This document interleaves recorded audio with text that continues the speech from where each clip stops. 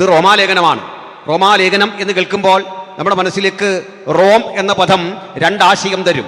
ഒന്ന്, ഏതാണ്ട് 5000 മൈൽ നീളത്തിൽ 4000 മൈൽ വീതിയിൽ വിസ്തൃതമായി കിടന്നിരുന്ന റോമൻ സാമ്രാജ്യമുണ്ട്. അതിൻ്റെ ഒരു ക്യാപിറ്റൽ സിറ്റി ടൈബർ നദിയുടെ തീരത്തുണ്ടായിരുന്നു. അതിൻ്റെ പേര് city of Rome, Roman city. ആ റോമൻ സിറ്റിയിൽ നിലനിന്നിരുന്ന ഒരു സംസ്കാരം, വ്യത്യസ്തങ്ങളായ ഒരു കോസ്മോപൊളിറ്റൻ സംസ്കാരം, അവിടെ രൂപപ്പെട്ടു വന്ന സഭ, അവിടെയുള്ള ആളുകൾ, ഇവരെയെല്ലാം ഉദ്ദേശം വെച്ചുകൊണ്ട് ധനനായ പൗലുസ് ഒരു തടവറയിൽ കിടന്നുകൊണ്ട് തെർത്തോസ് എന്ന് പേരായ തൻ്റെ സുഹൃത്തിനെ കൊണ്ട് പറഞ്ഞ് എഴുതിക്കുന്ന ലേഖനമാണ് റോമാലേഖനം. വാക്കുകളും ആശയങ്ങളും ചിന്തകളും ആത്മപ്രേരിതമായി പൗലോസിൻ്റെതെങ്കിലും അത് പകർത്തി എഴുതാൻ വന്ന, ഡിക്റ്റേഷൻ ചെയ്ത് പൗലോസ് കൊടുക്കുമ്പോൾ കേട്ടെഴുതാൻ വന്ന ആള് തെർത്തോസ് എന്നറിയപ്പെടും എന്ന് 16-ാം അധ്യായത്തിൻ്റെ 22-ാമത് വചനത്തിൽ കാണുന്നു. ഈ തെർത്തോസ് 16 അധ്യായമുള്ള ഈ പുസ്തകം കേട്ടെഴുതാൻ വേണ്ടി പലയാവർത്തി ഇവിടെ വന്നെങ്കിലേ സാധിക്കൂ. കാരണം അന്ന് പാപ്പിറസോ അതല്ലെങ്കിൽ മൃഗത്തിൻ്റെ തോലോ ഉപയോഗിച്ച് എഴുതുന്ന പ്രാകൃതമായ ആ കാലത്ത് തടവുള്ളികളുടെ ആ തടവറയിൽ അതിൻ്റെ സൂക്ഷിപ്പുകാരുടെ അനുമതി വാങ്ങിക്കൊണ്ടും രാജ്യത്ത് നിലനിൽക്കുന്ന നിയമത്തെ ബഹുമാനിച്ചുകൊണ്ടുമൊക്കെ ഇത് ചെയ്യാൻ സാധിക്കുകയുള്ളൂ. കാരണം ഈ എഴുതുന്നതിൽ അല്പം രാഷ്ട്രവിരുദ്ധമായ കാര്യമുണ്ട്. രാഷ്ട്രവിരുദ്ധമായ കാര്യം ബൈബിളിൽ പലയിടത്ത് കാണാം. അന്നത്തെ രാഷ്ട്രത്തിൻ്റെ അതേ പൗലോസ് തന്നെ പറയുന്നുണ്ട്, രാജ്യ നിയമങ്ങൾക്ക് നിങ്ങൾ കീഴടങ്ങിയിരിക്കണം എന്ന് കാണുന്നുണ്ട്. രാജ്യ നിയമങ്ങൾക്ക് കീഴടങ്ങിയിരിക്കാൻ പറഞ്ഞ പൗലോസ് ചില രാജ്യ നിയമങ്ങൾ ലംഘിക്കുന്നുണ്ട്. എന്താണ് ആ രാജ്യ നിയമങ്ങളുടെ ലംഘനം? അതിൻ്റെ തനിമയുള്ള ഒരു ഉദാഹരണം ഏതാനും നാളുകൾക്കപ്പുറത്ത് നമ്മൾ കണ്ടു. ഒരു സൈനികൻ, വിശ്വാസിയായ ഒരു സൈനികൻ ഗുരുദ്വാരയിൽ, സിഖുകാരുടെ ഗുരുദ്വാരയിൽ ചെല്ലണം, അവിടെ ചില പൂജാതി കർമ്മങ്ങളിൽ സഹകരിക്കണം. അദ്ദേഹം അതിന് വശംവദനായില്ല. വശംവദനാകാതെ വന്നപ്പോൾ അദ്ദേഹത്തെ ജോലിയിൽ നിന്ന് പുറത്താക്കി. ഇതാ അവസാനം പരമോന്നത കോടതി ഉത്തരവിട്ടിരിക്കുന്നു, ആ മനുഷ്യനെ നീക്കണം. കാരണം അദ്ദേഹം അത് ചെയ്തേ പറ്റൂ. അവിടെ ഞാൻ ഒരു പോസ്റ്റ് ഇട്ടു, രാഷ്ട്രം പറഞ്ഞതിനെ ബഹുമാനിക്കുന്നു, ആദരിക്കുന്നു. കാരണം സുപ്രീം കോടതി വിധിച്ചാൽ അത് രാജ്യ നിയമമാണ്. ഹൈക്കോടതികളുടെയും സുപ്രീം കോടതികളുടെയും വിധിക്കൊരു പ്രത്യേകതയുണ്ട്. കേരള ഹൈക്കോടതി വിധിച്ചാൽ മതി, ഇന്ത്യ മുഴുവൻ അത് ബാധകമാണ്. മിസോറമിൽ ഒരു ഹൈക്കോടതി ഉണ്ടെങ്കിൽ ആ ഹൈക്കോടതി ഉത്തരവിട്ടാൽ ഈ നമ്മളിരിക്കുന്ന പുല്ലുകുത്തി വരെ അതിന് ബാധകമാണ്, അതിന് അധികാരമുണ്ട്. അത് നമ്മുടെ രാജ്യത്ത് നിൽക്കുന്ന ഭരണഘടന 370 മുതലുള്ള വകുപ്പുകൾ അനുസരിച്ചുകൊണ്ട് ഹൈക്കോടതിക്കും സുപ്രീം കോടതിക്കും ഇത്തരത്തിലുള്ള അധികാരങ്ങളുണ്ട്. അതുകൊണ്ട് ചിലർ ചോദിക്കാറുണ്ട്, ഈ മതപരിവർത്തന നിയമവുമായി ബന്ധപ്പെട്ട് ഒരു കോടതി കിട്ട നിയമം ഒരു കേസിൻ്റെ പേരിലല്ലേ? ഒരു കേസിൻ്റെ അല്ല, ഏത് കേസിൻ്റെ പേരിലാണെങ്കിലും ഹൈക്കോടതിയുടെയും സുപ്രീം കോടതിയുടെ നിയമം ഓട്ടോമാറ്റിക്കായിട്ട് ആ ലാൻഡിൻ്റെ റൂളായി മാറും. അങ്ങനെയെങ്കിൽ ഈ ഗുരുദ്വാരയിൽ പോകണം, അവിടെ ചെന്ന് പൂജാതി കർമ്മങ്ങൾ ചെയ്യണം എന്ന നിബന്ധന ഉണ്ടെങ്കിൽ ആ നിയമത്തെ ഞങ്ങൾ ബഹുമാനിക്കുന്നു. ആ നിയമത്തെയും അതിൻ്റെ സംഹിതകളെയും ഒക്കെ ബഹുമാനിക്കുന്നു. ആ ഉത്തരവിട്ട കോടതിയെ ബഹുമാനിക്കുന്നു. പക്ഷേ ഞങ്ങൾക്ക് ലംഘിക്കാതിരിക്കാൻ നിർവാഹമില്ല. അതിൻ്റെ പേരിൽ ജോലി പോകേണ്ടി വരുമ്പോൾ ഒരു വചനം നമ്മളെ ആശ്വസിപ്പിക്കും. സത്യം ചെയ്തിട്ട് ഛേദം വന്നാലും മാറാത്തവൻ. ചിലതരം നഷ്ടങ്ങൾ വരുന്ന ഒരു മാർഗമാണിത്. എന്തൊക്കെയോ ലാഭം നേടാൻ കഴിയുമെന്ന ചിന്തയോടെയും ലാഭം വാഗ്ദാനം ചെയ്തുകൊണ്ടും സുവിശേഷം പ്രസംഗിക്കുന്ന ആളുകളുണ്ട്. ഞങ്ങൾ അരക്കിട്ട് ഉറപ്പിച്ച് പറയുന്നു, അങ്ങനെയല്ല. അനുദിന ജീവിതത്തിന് വേണ്ടതെല്ലാം ദൈവം തരുമെന്നുള്ളൊരു സത്യമാണെങ്കിലും ഭൗതികമായ ചില വാഗ്ദത്തങ്ങളെക്കാൾ അപ്പുറത്ത് സുവിശേഷത്തിന് വേണ്ടി നിവരെ നിൽക്കുന്നവർക്ക് സന്തോഷപൂർവ്വമായി ചില അപമാനങ്ങളെ സഹിക്കാൻ, ചില അപഹാരങ്ങളെ സഹിക്കാനുള്ള വരം കൂടി തരുന്ന ഒരു സംഹിതയാണ് ഈ സുവിശേഷം. ആ ഉറപ്പുള്ളവർക്ക് മാത്രമേ യേശുവിനെ ആത്മാഭിമാനത്തോടെ അനുധാവനം ചെയ്യാൻ സാധിക്കൂ, അനുഗമിക്കാൻ സാധിക്കൂ. അങ്ങനെ നഷ്ടം സഹിക്കേണ്ടി വന്ന ആ മുൻ സൈനികന്, ആ പേര് തന്നെ പറയട്ടെ, നമ്മുടെ രാജ്യം ഇനി എങ്ങോട്ട് പോകുന്നു എന്നുള്ളതിൻ്റെ ചില ദിശാസൂചികയാണ് ഇപ്പോൾ കേൾക്കുന്ന ഇത്തരം ഉത്തരവുകൾ. ഇതാ ധനനായ പൗലോസും നമ്മോട് പറഞ്ഞു, രാജ്യത്തെ ബഹുമാനിക്കണം, ഭരണാധികാരികളെ ബഹുമാനിക്കണം, രാജ്യ നിയമങ്ങളെ ബഹുമാനിക്കണമെന്ന് മാത്രമല്ല അതിന് കീഴടങ്ങിയിരിക്കണം. റെഡിയാണ്. പക്ഷെ അന്ന് റോമിലൊരു നിയമമുണ്ട്. നിങ്ങൾ 2 പേർ കണ്ട് അഭിവാദ്യമർപ്പിച്ചാൽ, നിങ്ങളൊരു കത്തെഴുതിയാൽ, നിങ്ങളൊരു പ്രസംഗം പറഞ്ഞാൽ അത് തുടങ്ങുന്നതും തീരുന്നതും രാജ്യം ഭരിക്കുന്ന ചക്രവർത്തിയെ പ്രകീർത്തിച്ചുകൊണ്ടായിരിക്കണം. എന്ന് വെച്ചാൽ നമ്മുടെ കർത്താവും രക്ഷിതാവുമായിരിക്കുന്ന റോമാ കൈസറുടെ നാമത്തിൽ നിനക്ക് വന്ദനം എന്ന് പറഞ്ഞുകൊണ്ട് തുടങ്ങണം. ഞങ്ങൾ ഈ രാജ്യത്തെ, ലോകത്തെ ഏത് രാജ്യത്തെയും അവിടുത്തെ ഭരണാധികാരികളെയും ബഹുമാനിക്കുന്നു, ആദരിക്കുന്നു, അംഗീകരിക്കുന്നു. പക്ഷെ ആരാധിക്കാൻ തയ്യാറില്ല. ആ നിശ്ചയദാർഢ്യത്തിന്റെ പേരാണ് സുവിശേഷം. ഒരു രക്ഷകൻ എന്ന് മാത്രം ഉലകത്തോട് എന്നുമെന്നും പറയാൻ വിളിക്കപ്പെട്ട ആ സമൂഹത്തിന്റെ ധാർമ്മികത, ആ ഉത്തരവാദിത്വം ഉയർത്തിപ്പിടിച്ചുകൊണ്ട് ഞാനും നിങ്ങളും വിശ്വസിക്കുന്ന സുവിശേഷത്തിന്റെ തനിമയാർന്ന കലർപ്പില്ലാത്ത ആ സ്വഭാവത്തിന്റെ സവിശേഷത ഉലകത്തോട് വിളിച്ചു പറയാം. മറ്റൊരുവനിലും രക്ഷയില്ല. നാം രക്ഷിക്കപ്പെടുവാൻ ആകാശത്തിന് കീഴിൽ മനുഷ്യരുടെ ഇടയിൽ നൽകപ്പെട്ട ഒരേ ഒരു നാമം നമ്മുടെ കർത്താവായ യേശുക്രിസ്തുവിന്റെ നാമം. ഞാൻ ഉയർത്തപ്പെട്ടാൽ സകലരും എങ്കിലേക്ക് ആകർഷിക്കപ്പെടുമെന്നറിയ ധന്യനായ യേശുക്രിസ്തുവിനെ ഉയർത്തുന്നതാണ് സുവിശേഷം. ആ യേശുക്രിസ്തുവിനെ ഉയർത്തുവാൻ കിട്ടുന്ന ഏതൊരു അവസരം, അത് പാട്ടാകട്ടെ, പ്രസംഗമാകട്ടെ, ലഘുലേഖ വിതരണമാകട്ടെ, ജീവിതത്തിന്റെ ഏത് ഘട്ടത്തിലും എനിക്ക് യേശുവിനെ ഉയർത്തണം, എനിക്ക് യേശുവിനെ പ്രകീർത്തിക്കണം. ആ യേശുവിനെ പ്രകീർത്തിക്കുവാൻ നിയോഗിതരായിരിക്കുന്ന നമ്മളെ സംബന്ധിച്ചിടത്തോളം കൈസറെ ബഹുമാനിക്കും, ഭരണകൂടത്തെ ബഹുമാനിക്കും, വേണ്ടി വന്നാൽ കൈസർക്ക് വേണ്ടിയും മരിക്കാൻ തയ്യാറുള്ള ഒരു ജനതയാണ് നമ്മൾ രാജ്യസ്നേഹികളാണ്. ഈ രാജ്യത്തിന് വേണ്ടി മരിക്കാനും തയ്യാറുള്ളവരാ. ബാക്കി ഇതെല്ലാം ബഹുമാനിക്കുമ്പോഴും ഒരു കാര്യം പറയാം, ആരാധനക്ക് യോഗ്യൻ ഒരുവൻ മാത്രം. ഈ കരങ്ങൾ, ഈ ഹൃദയം, ഈ മനസ്സ് ആരാധന രൂപേണ മുഴങ്കാലുകൾ മടങ്ങുമെങ്കിൽ അത് ഒരുവന്റെ മുമ്പിൽ മാത്രം. പ്രപഞ്ച സിട്ടാവിന്റെ, ഉലകനാഥന്റെ, സകലത്തിനും കാരണഭൂതനായ ആ ദൈവമുമ്പാകെ മാത്രം മുഴങ്ങുന്ന മടങ്കാലുകളാണ് ഇത് എന്ന ചിന്തയോടുകൂടി നമുക്കിന്നും ആ ദൈവസന്നിധിയിൽ ആരാധന പുരസരം കടന്നു വരാം. അതുകൊണ്ട് അത് ചില നഷ്ടങ്ങളുണ്ടെങ്കിലും അതൊന്നും വലിയ നഷ്ടമൊന്നുമല്ല എന്ന് ജീവിതം കൊണ്ട് മനസ്സിലാകും. ഹല്ലേലൂയ. കർത്താവിനെ അറിഞ്ഞതിന് പേരിൽ ചില നഷ്ടങ്ങളൊക്കെ ജീവിതത്തിൽ വരാം. ആ നഷ്ടങ്ങളൊന്നും ഗൗരവമായിട്ട് എടുക്കണ്ട. ആ വിഷയത്തിലൊക്കെ വരുന്നത് റോമിൽ അങ്ങനെ നിയമം നിലനിൽക്കുന്ന കാലത്ത് റോമാലേഖനമല്ല സകല ലേഖനം എഴുതുമ്പോൾ ഇങ്ങനെ ചെയ്യണം. പൗലോസ് ഇങ്ങനെ ചെയ്തോ? അപ്പോസ്തലന്മാർ ആരെങ്കിലും ചെയ്തോ? അതിൻ്റെ അർത്ഥം എന്താ? ചിലതരം നിയമങ്ങൾക്ക് ഞങ്ങൾ വഴങ്ങില്ല, സാധിക്കില്ല. അത് ധിക്കാരമൊന്നുമല്ല, അത് നമ്മൾ പണ്ടേ തുടങ്ങിയതാണ്. നെബൂഖദ്നേസർ രാജാവേ ഇക്കാര്യത്തിൽ കോംപ്രമൈസ് ഇല്ല. അപ്പോഴും ഞങ്ങൾ വിളിക്കുന്ന തിരുമനസ്സേ എന്നാണ്, അല്ലേ? തിരുമനസ്സേ, അങ്ങനെ വിളിക്കൂ. ആദരിക്കും, ബഹുമാനിക്കും, ഒരു തടസ്സവും ഇല്ല. പക്ഷേ ഞങ്ങൾ വഴങ്ങാത്ത ചില കാര്യമുണ്ട്. ഈ കാര്യത്തിൽ പ്രതിവാദത്തിനൊന്നും ഞങ്ങൾ നിൽക്കുന്നില്ല. ഒറ്റ കാര്യം, ഞങ്ങളെ സൃഷ്ടിക്കുക, ഞങ്ങളെ നിയമിച്ചാക്കിയ ഒരു ദൈവം രക്ഷിച്ചാലും രക്ഷിച്ചില്ലെങ്കിലും. നമ്മൾ ചിലരൊക്കെ തിരുത്തിയിട്ട് പറയാറുണ്ട്, രക്ഷിച്ചാലേ നിൽക്കൂ, യഹോവ റാഫ. അങ്ങനെയാണെങ്കിൽ നമുക്ക് നോക്കാം. നമ്മളൊക്കെ പാടുന്നു കേട്ടോ, പാട്ടുകാരെ പറ്റിയില്ല കേട്ടോ, അവരല്ലല്ലോ പാട്ടെഴുതുന്നല്ലേ. അങ്ങനെയാണെങ്കിൽ ഞാൻ നിൽക്കും, അല്ലെ ഞാൻ എൻ്റെ വഴിക്ക് പോകുന്ന. അങ്ങനെയല്ല, രക്ഷിച്ചാലും രക്ഷിച്ചില്ലെങ്കിലും. ഈ നിശ്ചയദാർഢ്യം എത്ര നിയമക്കൾക്കുണ്ട്. രോഗശാന്തി കിട്ടിയാലും ഇല്ലെങ്കിലും, കടഭാരം മാറിയാലും ഇല്ലെങ്കിലും, കഷ്ടപ്പാട് മാറിയാലും ഇല്ലെങ്കിലും, ജീവിതത്തിൽ എന്തെല്ലാം പ്രശ്നങ്ങൾ ഉണ്ടായാലും ഇല്ലെങ്കിലും, ഞങ്ങളെ രക്ഷിച്ച ഒരു ദൈവമുണ്ടെന്ന ചിന്തയിൽ അവനെ മാത്രമേ ഞങ്ങൾ ആരാധിക്കൂ. അവിടുത്തെ മുമ്പാകെ മാത്രമേ മുഴങ്കാലുകൾ മടങ്ങൂ.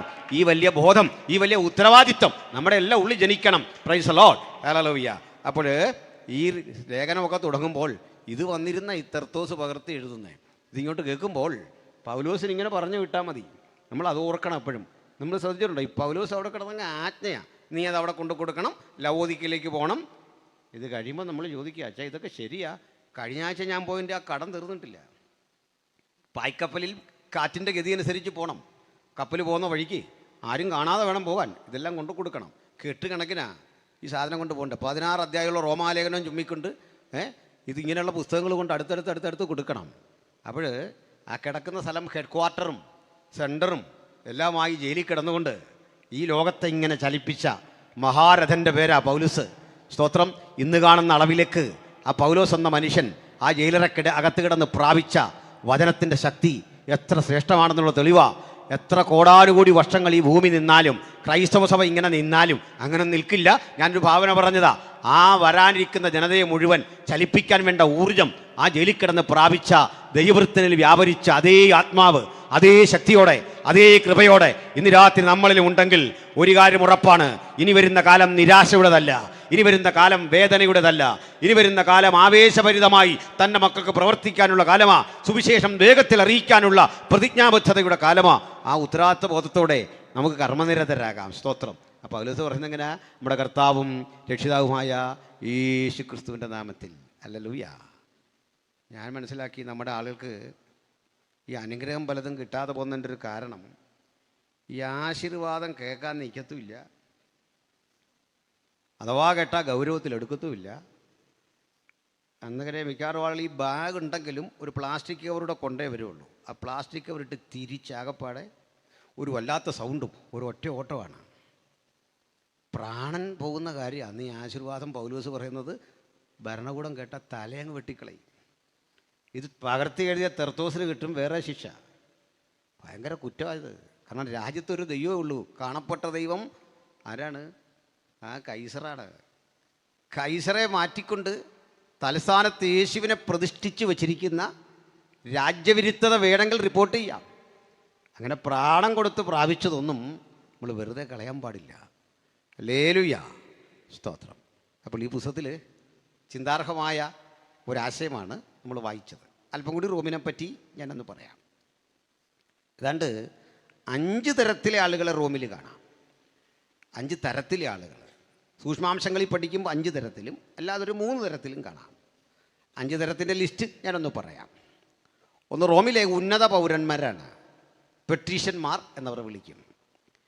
രണ്ടാമത്തെ ആളുകൾ പ്ലീബിയൻസ് എന്നറിയപ്പെടും. പെബ്ലിയൻസ് എന്നും ചില ഉച്ചാരണങ്ങളിൽ കാണുന്നു. മൂന്നാമതൊരു കൂട്ടരുണ്ട്, ക്ലെയിൻസ് എന്നാണ് പറയുക. ഇനിയൊരു കൂട്ടരുണ്ട് ഡൂലോസ് എന്നാണ് പറയുക.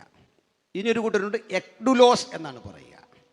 ഇത് പറയുന്ന പോലെ കട്ടിയൊന്നുമല്ല. ഡൂലോസൊക്കെ നമുക്കറിയാമല്ലോ അല്ലേ? കട്ടിയുള്ള കാര്യമൊന്നുമല്ല. ആദ്യത്തെ കാര്യം പെട്രീഷ്യനാണ്. അതിൻ്റെ അർത്ഥം അംബാനിയെ പോലെ അദാനിയെ പോലൊക്കെയുള്ള വലിയ കോടീശ്വരന്മാർ. അങ്ങനെയുള്ള ആരെങ്കിലും ഉണ്ട് എന്ന് കൈയുയർത്തിയാട്ടെ? ഇല്ല. അപ്പോൾ കേൾക്കുന്നുണ്ട്. നമ്മുടെ ആളുകൾ എന്താണെന്നറിയാം, കൈവെക്കും. അതുകൊണ്ടാണ്. അപ്പോൾ അംബാനിയെ പോലെ അദാനിയെ പോലൊക്കെ ഉള്ള വലിയ കോടീശ്വരന്മാർ, രത്നവ്യാപാരികൾ, കപ്പൽ പ്രമാണിമാർ, അതിസമ്പന്നരായ മനുഷ്യർ, ഇതാണ് പെട്രീഷ്യൻസ്. അല്ലെങ്കിൽ ആ കുലത്തിൽ ജനിച്ചവർ. അങ്ങനെ ആകണം പൗലൂസിനൊക്കെ ഉന്നത റോമൻ പൗരത്വം. അടുത്തത് പ്ലീബിയൻസ് ഉണ്ട്. അവരൊരു ഇടത്തരക്കാരാണ്. ഇവരിത് വളരെ അകലമാണ്, വളരെ അകലമാണ്. സമ്പന്നരാണ്, പക്ഷേ എത്തിപ്പിടിക്കാനാവാത്ത ഉയരത്തിലാണ് പെട്രീഷ്യൻ. പെട്രീഷ്യനെ വെറുതെ ചോദ്യം ചെയ്യാനൊന്നും പറ്റില്ല, ഒരു രക്ഷയില്ല. അവർക്ക് ഒത്തിരി അവകാശങ്ങളും അധികാരങ്ങളും, പ്രിവിലേജസ് എന്ന് പറയും, ഒത്തിരി റൈറ്റ്സ് ഉണ്ട്. ഒരു MLA-ക്കെതിരെ കേസ് വന്നാൽ പെട്ടെന്നൊന്നും അറസ്റ്റ് ചെയ്യാൻ പറ്റില്ല. നിയമം അങ്ങനെ ഈ രാജ്യത്ത്. കാരണം എന്താ? അവർ സ്പീക്കറുടെ കീഴിലാണ്. സ്പീക്കറുടെ അനുമതി വാങ്ങണം. കാരണം നിയമനിർമ്മാണ സഭയിൽ ഉള്ള ആളാണ് അദ്ദേഹം. അതുകൊണ്ടാണ് നമ്മൾ പറയില്ലേ, കളക്ടറുമൊക്കെ MLA-ക്ക് താഴെയാണ്. അതിൻ്റെ കാരണം എന്താ? നിയമം വ്യാഖ്യാനിക്കുന്ന ആളുകളാണ് നിങ്ങളെങ്കിൽ, നടപ്പിലാക്കുന്ന ആളുകളാണ് നിങ്ങളെങ്കിൽ, നമ്മുടെ പ്രതിനിധിയാണ് ആ പോയി നിൽക്കുന്നത്. നമ്മൾ പറയില്ലേ, ഒരു രാഷ്ട്രീയക്കാരൻ പറഞ്ഞപ്പോൾ എന്തിനാ ഈ SI കേൾക്കുന്നത്, പോലീസ് കേൾക്കുന്നത്? ആൾ രാഷ്ട്രീയക്കാരനാണ് അധികാരം. കാരണം ജനാധിപത്യ രാജ്യത്ത് നമ്മൾ വോട്ട് ചെയ്ത് വിട്ട ആളിനാണ് SIയേക്കാൾ പവർ. നമ്മുടെ ശബ്ദം അത്. മെമ്പറെന്ന് പറഞ്ഞാൽ നമ്മുടെ ശബ്ദമാണ്.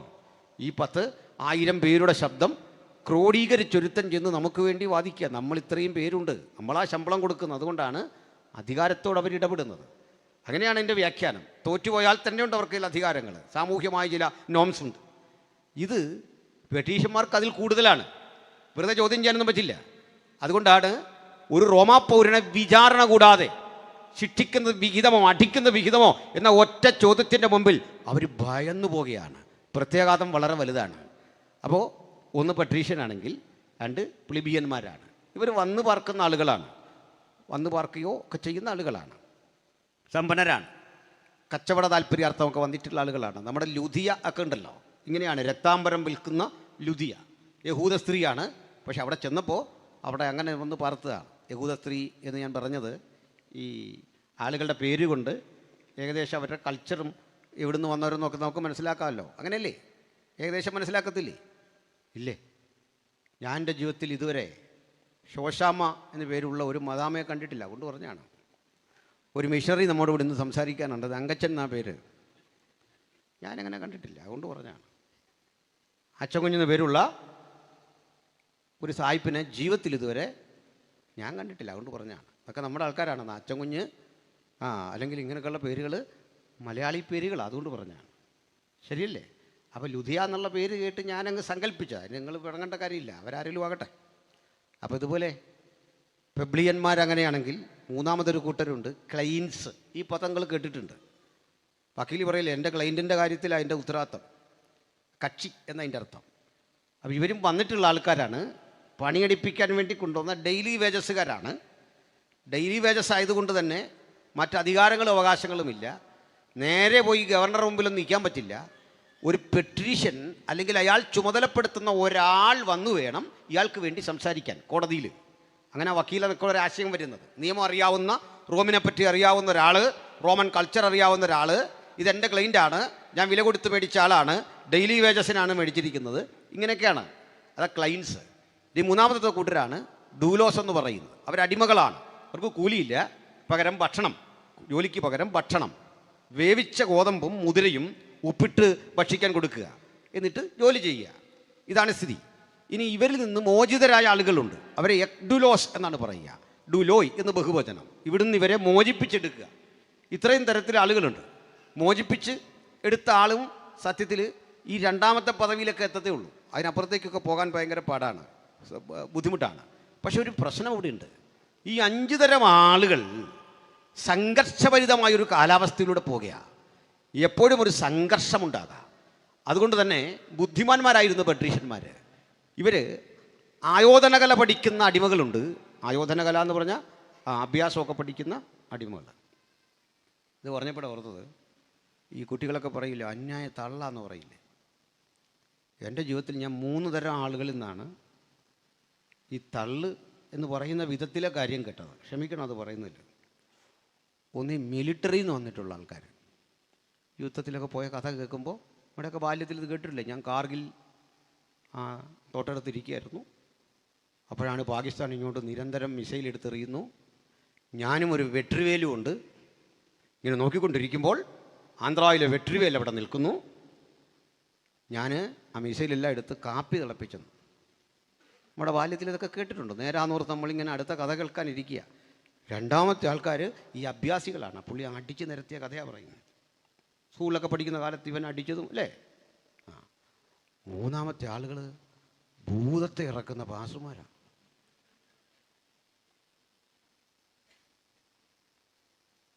ഏഴ് ദിവസം കേരളത്തിലെ കെടികെട്ടിയ പോലെ പ്രവാചകന്മാരിവിടെ വന്നു, ഭൂതം പോയില്ല. 7-ാം ദിവസം ഈ ഏഴയും പൂഴിയും ചാരവുമായ പാവപ്പെട്ട ഞാൻ.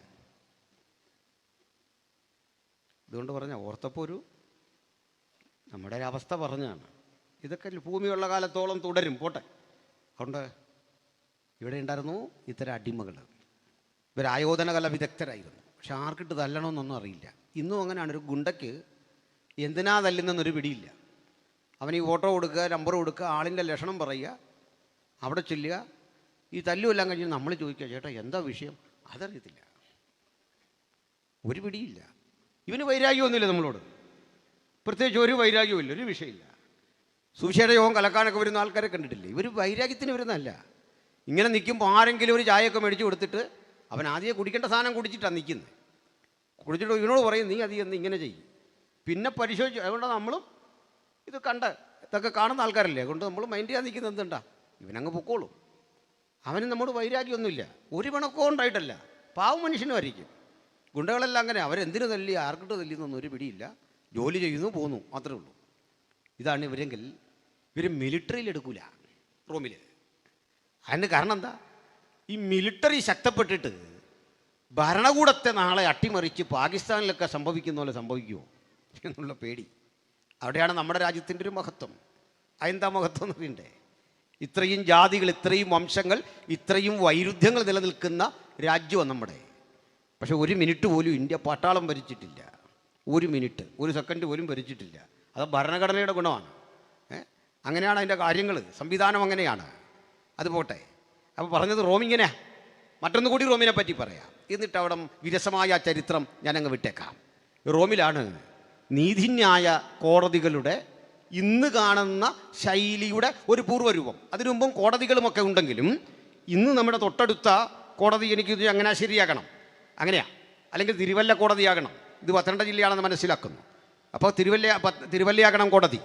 അപ്പോൾ ഈ കോടതിയിൽ ഇപ്പോഴും ഉപയോഗിച്ചുകൊണ്ടിരിക്കുന്ന ഭാഷ റോമൻ ഭാഷയാണ്, ലാറ്റിൻ ഭാഷയാണ്.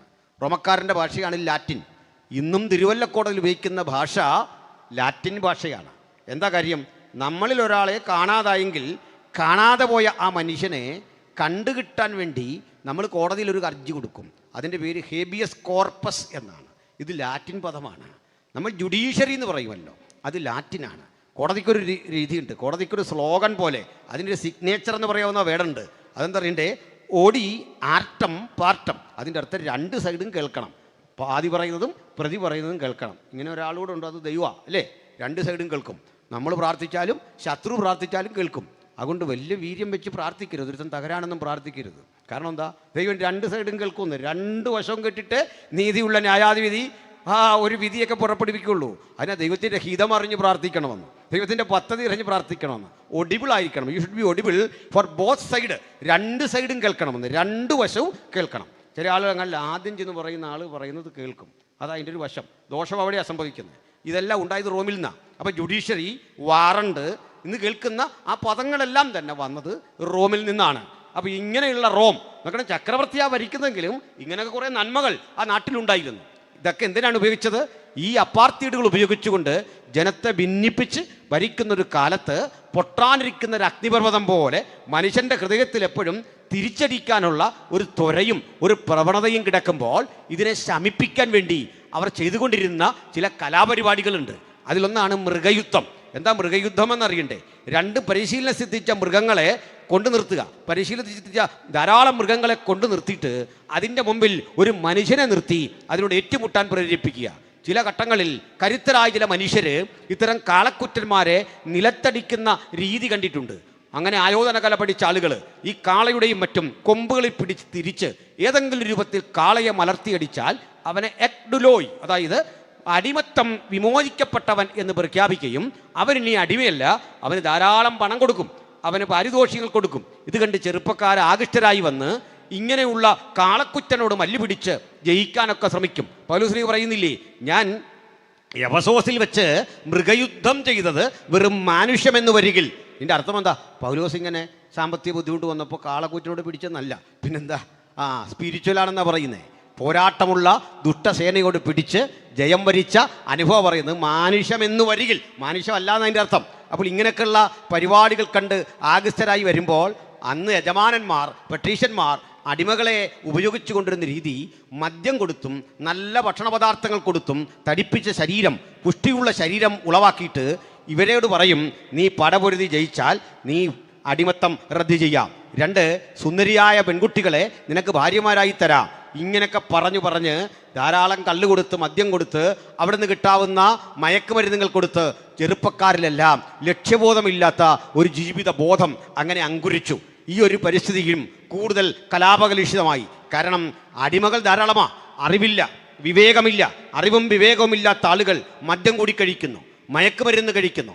ഇങ്ങനെ വരുന്ന ഘട്ടത്തിൽ ഇവർ വയലൻ്റായി യജമാനന്മാർ പ്രതീക്ഷിച്ചതിൻ്റെ വിപരീത ദിശയിൽ പ്രവർത്തിക്കാൻ തുടങ്ങി. എന്താണ്? തരം കിട്ടുമ്പോഴൊക്കെ യജമാന സ്ത്രീകളെ ഉപദ്രവിക്കുക, അവരുടെ കുടിലുകൾ അവരുടെ വീടുകൾ നശിപ്പിക്കുക, കന്നുകാലികളെ പിടിച്ച് ഭക്ഷിക്കുക. ഇങ്ങനെ ക്രൂരന്മാരായി തീർന്നു. മദ്യം കൂടുതൽ കിട്ടാനുള്ള ആ സിൻഡ്രോംസ്, വിത്ഡ്രോവൽ സിൻഡ്രോംസ് നമ്മൾ പറയില്ലേ, മദ്യം നിർത്തിക്കഴിഞ്ഞവൻ്റെ ബുദ്ധിമുട്ട്, ഇതെന്നും പ്രശ്നകലുഷിതമാണ്. ഇത് തീർക്കാൻ പറ്റുന്നില്ല. മാറി മാറി ഓരോ തരം പ്രവണതകൾ അവർക്കിടയിൽ സംഭവിക്കുമ്പോൾ ഒന്നുകൂടിയുണ്ട്, ഇവർക്കിടയിൽ ഇങ്ങനെ രൂപപ്പെട്ടു വരുന്ന വിമത ശബ്ദങ്ങളെ, ഒറ്റപ്പെട്ട വിപ്ലവങ്ങളെ അടിച്ചമർത്താൻ വേണ്ടി അവർ ആവിഷ്കരിച്ച പദ്ധതിയാ വാസ്തവത്തിൽ ക്രൂശ് മരണം. കാരണം വിപ്ലവകാരികളെ ക്രൂശിൽ തറച്ച് കൊന്നാൽ, അതും പെരുവഴിയോരത്ത് കൊന്നാൽ, ഇത് കണ്ടുവരുന്ന പിന്നീടുള്ള മനുഷ്യർക്ക് ഇങ്ങനെയുള്ള സംഘടനകളിൽ പ്രവർത്തിക്കാനോ തീവ്രവാദികളാകാനോ കഴിയില്ല. ഗൾഫ് രാജ്യങ്ങളിലൊക്കെ ശിക്ഷ പൊതുസ്ഥലത്താക്കുന്നത് പോലെ ആളുകളെ വഴിയരികിൽ ക്രൂശിക്കണം. അപ്പോൾ ഒരു കാര്യം പിടികിട്ടില്ലേ, ആരെയാണ് ക്രൂശിക്കുന്നതെന്ന്? റോമിലെ അടിമകളെ. അതും അടിമകളെ വെറുതെ ക്രൂശിക്കുകയല്ല, ചാരപ്പണി ചെയ്തവരെ, രാജാവിനെ അട്ടിമറിക്കാൻ ശ്രമിച്ചവരെ, യജമാനന്മാരുടെ സ്വത്തപകരിച്ചവരെ, ഈ വലിയ കെട്ടുവള്ളങ്ങൾ മുക്കിക്കളഞ്ഞ് അതിനകത്തെ ചരക്കുകൾ കൊള്ളയടിച്ചവരെ, ആളുകളെ നിഷ്കരണം കൊന്നവരെ നമ്മളൊരു പദം പഠിക്കും, അവനെ അധർമ്മികളുടെ കൂട്ടത്തിൽ എണ്ണി. നസ്രായനായ യേശുവിനെ അധർമ്മികളുടെ കൂട്ടത്തിൽ എണ്ണി ക്രൂശിച്ചു കൊല്ലാൻ കാരണം ദൈവമൊക്കെ മനസ്സിലായി കാണും. ഞാൻ പറയട്ടെ, ഇങ്ങനെ കിടന്ന റോമിൽ ആളുകൾ ഒതുങ്ങുന്നില്ല. ഒറ്റപ്പെട്ട വിപ്ലവങ്ങൾ അത് തിരയടിക്കും പോലെ ചില ഘട്ടങ്ങളിൽ ഭരണകൂടത്തെ അടിമുടി വിറപ്പിക്കുന്ന പരിസ്ഥിതി സംജാതമായപ്പോൾ ഇതിന് തടയിടാൻ ഭരണകൂടം ഒരു സിദ്ധാന്തം കൊണ്ടുവന്നു. അത് വളരെ ചെറുതാണ്. അത് 1 മിനിറ്റ് കൊണ്ട് പറഞ്ഞ് ഞാൻ ബൈബിളിലേക്ക് നേരെ കിടക്കുകയാണ്. മനസ്സിലാവുന്നുണ്ടോ ഇതൊക്കെ? അപ്പോൾ അതുകൂടി പറയാം. സർക്കാർ കൊണ്ടുവന്ന ഒരു നിയമത്തിൻ്റെ പേരാണ് പാക്സ് റൊമാന എന്ന് പറയും. അതിൻ്റെ അർത്ഥം റോമൻ പീസ്, റോമൻ സമാധാനം. എന്താ ഇത് റോമൻ സമാധാനം എന്നറിയണ്ടേ? ക്രൂശിച്ചിട്ട് അത് ധാരാളം അടിമകളെ വഴിയോരത്തിങ്ങനെ ക്രൂശിക്കും. ഇങ്ങനെ ധാരാളം പേര് ക്രൂശിക്കപ്പെട്ട് കിടക്കുന്ന കാണുമ്പോൾ ഒരു സമാധാനമൊന്നും തല്ലി ഒതുക്കും. നമ്മുടെ അടിയന്തരാവസ്ഥ എന്നൊക്കെ പറയല്ലോ പണ്ട്, അടിച്ചൊതുക്കുക. അക്രമികളെ അടിച്ചൊതുക്കുക. ഇതാണ് സ്ഥിതി. കുട്ടികളൊക്കെ സമരം ചെയ്ത് കഴിഞ്ഞ് പോലീസ് ഒന്ന് പെരുമാറിപ്പോയി കഴിഞ്ഞ് ആ കുട്ടികളുടെ അവസ്ഥ കണ്ടിട്ടുണ്ടോ? വഴി കിടക്കുക, അതാ സമാധാനം. കുട്ടികൾ വയലൻ്റായി, പോലീസ് ആകാശത്തേക്ക് വെടിവെച്ചു, 2-3 പേര് മരിച്ചു. ഇങ്ങനെയൊക്കെയുള്ള കഥകൾ കേൾക്കുമ്പോൾ ഓർക്കണം, എന്തിനു ചെയ്തതാ? സമാധാനം വരാൻ ചെയ്തതാ. ഇതിൻ്റെ പേരാണ് പാക്സ് റൊമാന. അടിമകളുടെ എണ്ണം പറഞ്ഞ് വഴിയിലിട്ട് ക്രൂശിക്കുക. പക്ഷേ ഇതങ്ങോട്ട് കഴിയുമ്പോൾ ഈ മരിച്ചവൻ്റെ സുഹൃത്തുക്കളൊക്കെ ഒത്തുകൂടും, അവൻ്റെ സഹോദരങ്ങൾ ഒത്തുകൂടി അടുത്ത തീവ്രവാദ സംഘടനയ്ക്ക് രൂപം കൊടുക്കും. ഇതിന് പിന്നിൽ പ്രവർത്തിച്ചവർക്കെതിരെ കലാപം നടത്തും. ഇങ്ങനെ റോമിൽ ഒത്തിരി വിപ്ലവങ്ങൾ ജയിച്ചിട്ടുണ്ട്. സ്പാർട്ടക്കസിൻ്റെ ഒക്കെ ചരിത്രം പഠിച്ചാൽ അത് മനസ്സിലാവും. ഇങ്ങനെ ആ കഥ. പക്ഷെ ഒരു കാര്യം അറിയട്ടെ, പലതരം വിപ്ലവാശയങ്ങളും സമാധാനത്തിൻ്റെ പ്രതിവിധികളും രൂപപ്പെട്ടപ്പോൾ അവരെയെല്ലാം അമ്പരപ്പിച്ചുകൊണ്ട് ഒരിക്കലായി ഒരുവൻ ക്രൂശിക്കപ്പെട്ടു. മുഴു ലോകത്തിനും സമാധാനം. പാക്സ് റൊമാനയല്ല, മുഴു ലോകത്തിനും സമാധാനം. ക്രിസ്തുയേശുവിലെ സമാധാനം. എന്താ കാരണം? നമ്മുടെ സമാധാനത്തിനായുള്ള ശിക്ഷ അവൻ്റെ മേലായി. ഉലകത്തിന് മുഴുവൻ സമാധാനം വരുത്തുവാൻ കർത്താവായ യേശുക്രിസ്തു എന്ന യുഗപുരുഷൻ ഇന്നേക്ക് 2000 ആണ്ടുകൾക്കപ്പുറത്ത് ക്രൂശിക്കപ്പെട്ടപ്പോൾ റോമിന് മാത്രമല്ല ഉലകത്തിന് മുഴുവൻ സമാധാനം. ആ സമാധാനത്തിൻ്റെ സന്ദേശം റോമാ സമൂഹത്തോടും റോമൻ ഭൂപടത്തിൻ്റെ പരിധിക്കുള്ളിൽ അധിവസിക്കുന്ന ജനത്തോടും ഉച്ചസ്ഥരം ഘോഷിക്കാൻ ദൈവത്താൽ നിയോഗിതനായ ധനനായ പൗലോസ് സുവിശേഷം അറിയിച്ചു. റോമിൽ, കൊരിന്തിൽ, എഫെസോസിൽ പലയിടങ്ങളിൽ സുവിശേഷം അറിയിച്ച് 3 പതിറ്റാണ്ടാണ് അദ്ദേഹത്തിന് കിട്ടിയത്. 30 കൊല്ലങ്ങൾ. 30 കൊല്ലം കഴിയുമ്പോൾ ചാരിതാർത്ഥ്യ ബോധത്തോടെ അദ്ദേഹം പറയുന്ന ഒരു കാര്യമുണ്ട്. നിങ്ങളുടെ വിശ്വാസം ലോകം മുഴുവൻ പ്രസിദ്ധമായിരിക്കുന്നു. ഫേസ്ബുക്ക് ഒന്നും ഇല്ലാത്ത കാലത്തെ, ആധുനിക സംവിധാനങ്ങളും പത്രങ്ങളും ഒന്നും ഇല്ലാത്ത കാലത്തെ, ഉച്ചഭാഷകളില്ലാത്ത കാലത്തെ ലോകം മുഴുവൻ ഈ വിശ്വാസത്തെ പ്രസിദ്ധമാക്കാൻ ഒരു മനുഷ്യന്റെ നിശ്ചയദാർഢ്യത്തിന് അത്രയും കഴിവുണ്ടായിരുന്നെങ്കിൽ നമുക്കിന്ന് പ്രതിജ്ഞാബദ്ധരാകണം. ഈ സുവിശേഷം മാത്രമേ ലോകത്തിന് സമാധാനം നൽകൂ എന്ന് റോമിൽ തെളിയിക്കപ്പെട്ടിട്ടുണ്ടെങ്കിൽ 3 നൂറ്റാണ്ടുകളുടെ വ്യത്യസ്തതയ്ക്കപ്പുറത്തേക്ക് റോമൻ സാമ്രാജ്യമാകെ മാറി. ഈ സുവിശേഷം അവിടെ എല്ലാം വ്യാപരിച്ചു. സ്ഥിതിഗതികൾക്ക് മാറ്റമുണ്ടായി.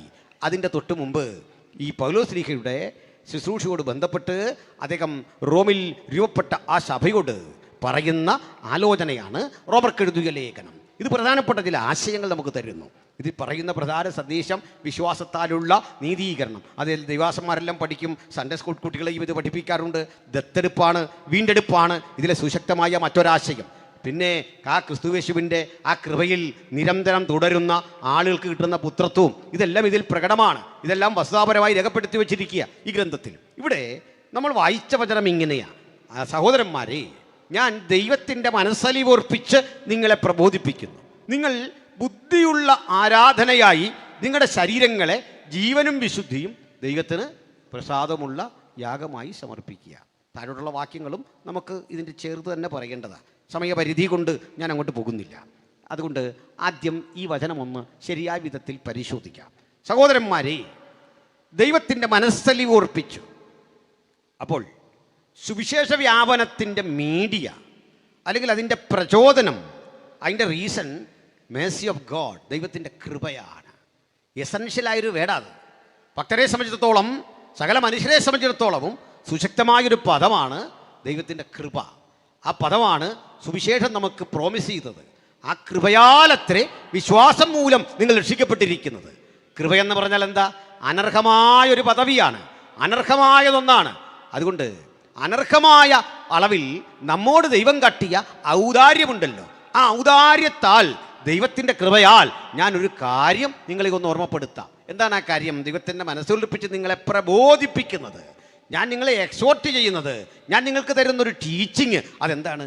നിങ്ങൾ ബുദ്ധിയുള്ള ആരാധനയായി. ഈ 2 പദങ്ങൾ നമ്മൾ പലരും ധരിച്ചു വച്ചിരിക്കുന്ന അല്പം വിഭിന്നമാണ്. ഒന്നാമതായി, ഇത് നമ്മുടെ സൺഡേയിലോ അതല്ലെങ്കിൽ മറ്റു ഘട്ടങ്ങളിലോ നടക്കുന്ന ഒരു ആരാധനയെക്കുറിച്ചല്ല. കാരണം അതിന് ഉപയോഗിക്കേണ്ട പദം പ്രോസ്കുനിയ ആണ്, ആരാധന. ഇത് മറ്റൊരു പദമാണ്. ഞാൻ അങ്ങനെ കഠിനമായൊരു പദത്തിൻ്റെ വിശദീകരണത്തിനൊന്നും പോകുന്നില്ല. മറിച്ച് ഇതെന്താണെന്ന് ഞാൻ പറയാം. ഇതൊരു ലൈഫ് സ്റ്റൈലാണ്. ഒന്നുകൂടി പറഞ്ഞാൽ, ഷാരോൻ്റെ ഒരു CEMൻ്റെ പ്രോഗ്രാമിന് ഞാൻ 3-4 വർഷങ്ങൾക്ക് മുമ്പ് പോയി. അപ്പോൾ ഈ പ്രാർത്ഥനയെ പറ്റിയൊക്കെ ഉള്ളൊരു ക്ലാസ് ഇങ്ങനെ എടുക്കുകയാണ്. സത്യത്തിൽ ഈ പ്രാർത്ഥനയെ പറ്റി ഒരു ക്ലാസ് എടുക്കാൻ വേണ്ട അറിവും പ്രാപ്തിയോ ഒന്നും എനിക്കില്ല. കാരണം ഞാനൊരു പ്രയർ വാര്യറൊന്നുമല്ല. അങ്ങനെയാണ്. അപ്പോൾ ഞാനത് ആദ്യമേ പറഞ്ഞു. അപ്പോൾ ആ കൂടെ ഈ പ്രാർത്ഥിക്കുന്ന ആളുകൾ ചില ശൈലികൾ മാറ്റി, സൗണ്ടൊക്കെ മാറ്റി ഈ പ്രാർത്ഥിക്കുന്ന പോലെ പ്രാർത്ഥിക്കുമ്പോൾ ചെയ്യുമല്ലോ. സാധാരണ സംഭാഷണം വിട്ട് പ്രാർത്ഥിക്കുമല്ലോ, തൊണ്ടയൊക്കെ ഒന്ന് ഇടറി അർത്താവേ ഇങ്ങനെയൊക്കെ ആക്കുമല്ലോ. സാധാരണ സംഭാഷണത്തിൽ അതില്ല അല്ലേ? നമ്മളൊക്കെ വിളിക്കുന്ന സാധാരണ. അപ്പോൾ ഇതിനൊരു പഞ്ച് വരാൻ വേണ്ടി നമ്മളൊക്കെ എന്ത് ചെയ്യും അറിയില്ല. കരം പ്രയോഗിക്കേണ്ടത് അധികരം, മൃദു പ്രയോഗിക്കേണ്ടത് കോശം, കോശം പ്രയോഗിക്കേണ്ടത് അനുനാസികം. അത് ഇവർക്കറിയാം കൂടുതലായിട്ടല്ലേ. അനുനാസികം മൂക്കിൻ്റെ സഹായത്താൽ അല്ലേ. പാട്ടൊക്കെ നല്ല, പക്ഷേ മൂക്കുകൊണ്ട് പാടിക്കഴിഞ്ഞാൽ അനുനാസികം. അക്ഷരങ്ങൾക്ക് ഇങ്ങനെ വർഗീകരണമുണ്ട്. ക, ച, ട, ത, പ. അതാണ് കരം. അധികരമാണ് ഇക്ക, ഇച്ച, ഇട്ട.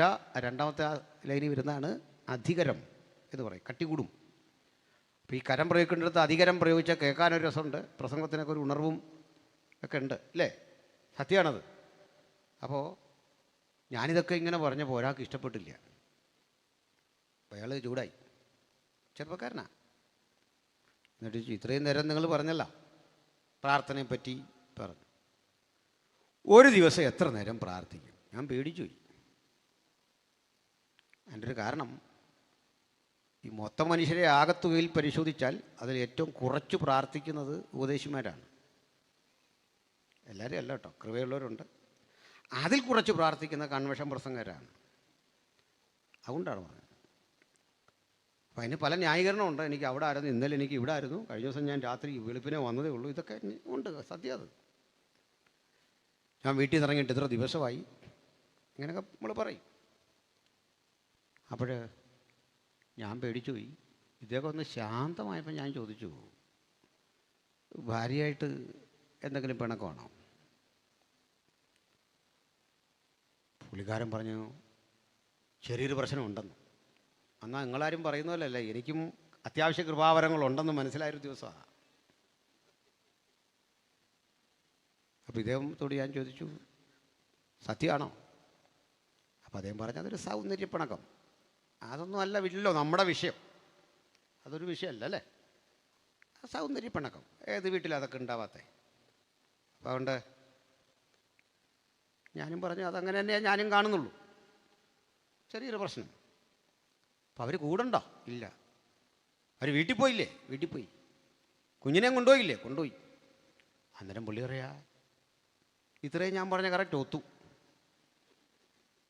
നീ കുറേ കൂടെ പറയുന്നുണ്ടോ, പക്ഷേ എനിക്ക് പ്രോഗ്രാം വന്നാൽ അടുത്ത പ്രോഗ്രാം ഡീൽ ചെയ്യാൻ അറിയത്തില്ല വരും. അതാ ഡയറിയൊക്കെ കയ്യിലുണ്ട്, ഇഷ്ടംപോലെ മീറ്റിങ്ങും കിട്ടും, പക്ഷേ അടുത്ത പ്രോഗ്രാം ഹാൻഡിൽ ചെയ്യാൻ ഇപ്പോൾ പറഞ്ഞ കൃപ പോരാ. അതുകൊണ്ട് ഞാൻ അത്രയും പറഞ്ഞ് നിർത്തി കഴിഞ്ഞപ്പോൾ ഞാൻ ചോദിച്ചു.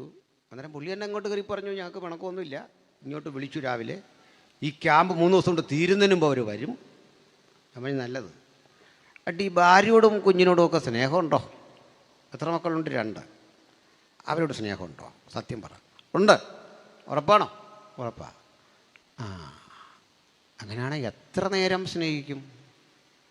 ഒരു ദിവസം എത്ര മണിക്കൂർ? ഒരു ദിവസം എത്ര മണിക്കൂറാണ് മക്കളെ സ്നേഹിക്കുന്നത്? മനസ്സിലായില്ല? എന്ന് വെച്ചാൽ ഇതൊരു ലൈഫ് ലോങ് കണക്ഷനാണ്. അതിൽ പരിഭവമുണ്ട്, സ്നേഹമുണ്ട്, പ്രതിഷേധമുണ്ട്, സൗന്ദര്യപ്പിണക്കമുണ്ട്. ഇതെല്ലാം കൂടി യോജിച്ചിരിക്കുന്നൊരവസ്ഥയാണ് ഫാമിലി അല്ലേ. ഇതുപോലെ ആ മുകളിൽ നമുക്ക് ബന്ധം. മനസ്സിലായില്ല? ദൈവത്തോടുള്ള ബന്ധം അങ്ങനെയാണെന്ന്. ഭക്തരെ സംബന്ധിച്ചിടത്തോളം സൺഡേ ഓൺലി അല്ല വർഷിപ്പ്. ഇതൊരു ലൈഫ് ലോങ് ബന്ധമാണ്. അതിന് തുടക്കമുണ്ട്, അവസാനമില്ല. അങ്ങ് പോവാ നമ്മൾ നിത്യത വരെ. ഇതാ ബന്ധമെന്ന്. അതാ പറഞ്ഞു വെച്ചേ, അങ്ങ് വരെ. ഞാൻ ആ ട്രിനിറ്റിയെക്കുറിച്ച് പറയുന്നിടത്തും ഇത് പറയാറുണ്ട്. എന്താണെന്നറിയണ്ടേ? പിതാവായ ദൈവം അക്ഷരാർത്ഥത്തിൽ ഇന്ന് ഈ കൺവെൻഷന് വന്നെന്ന് കുട്ടിക്കൂ, ഞാൻ പഠിക്കാൻ പറയുന്നതാണ്, അങ്ങനെ സംഭവിക്കില്ല, നിങ്ങൾക്കറിയാം. അക്ഷരാർത്ഥത്തിൽ ആത്മരൂപിയായവൻ നമ്മുടെ അടുത്ത് വരില്ല. അങ്ങനെ ഈ കൺവെൻഷൻ ഉണ്ടെന്ന് അറിഞ്ഞാൽ എനിക്ക് ഇവിടെ നിന്ന് പ്രസംഗിക്കാൻ പറ്റുമോ? പറ്റുമോ? സെൻട്രൽ പാസ് ഉദ്ഘാടനം ചെയ്യുമോ? ഒരു പാട്ട് പാടുമോ? നിങ്ങൾ വരുമോ? ഭയം കാരണം വരത്തില്ലെന്ന്.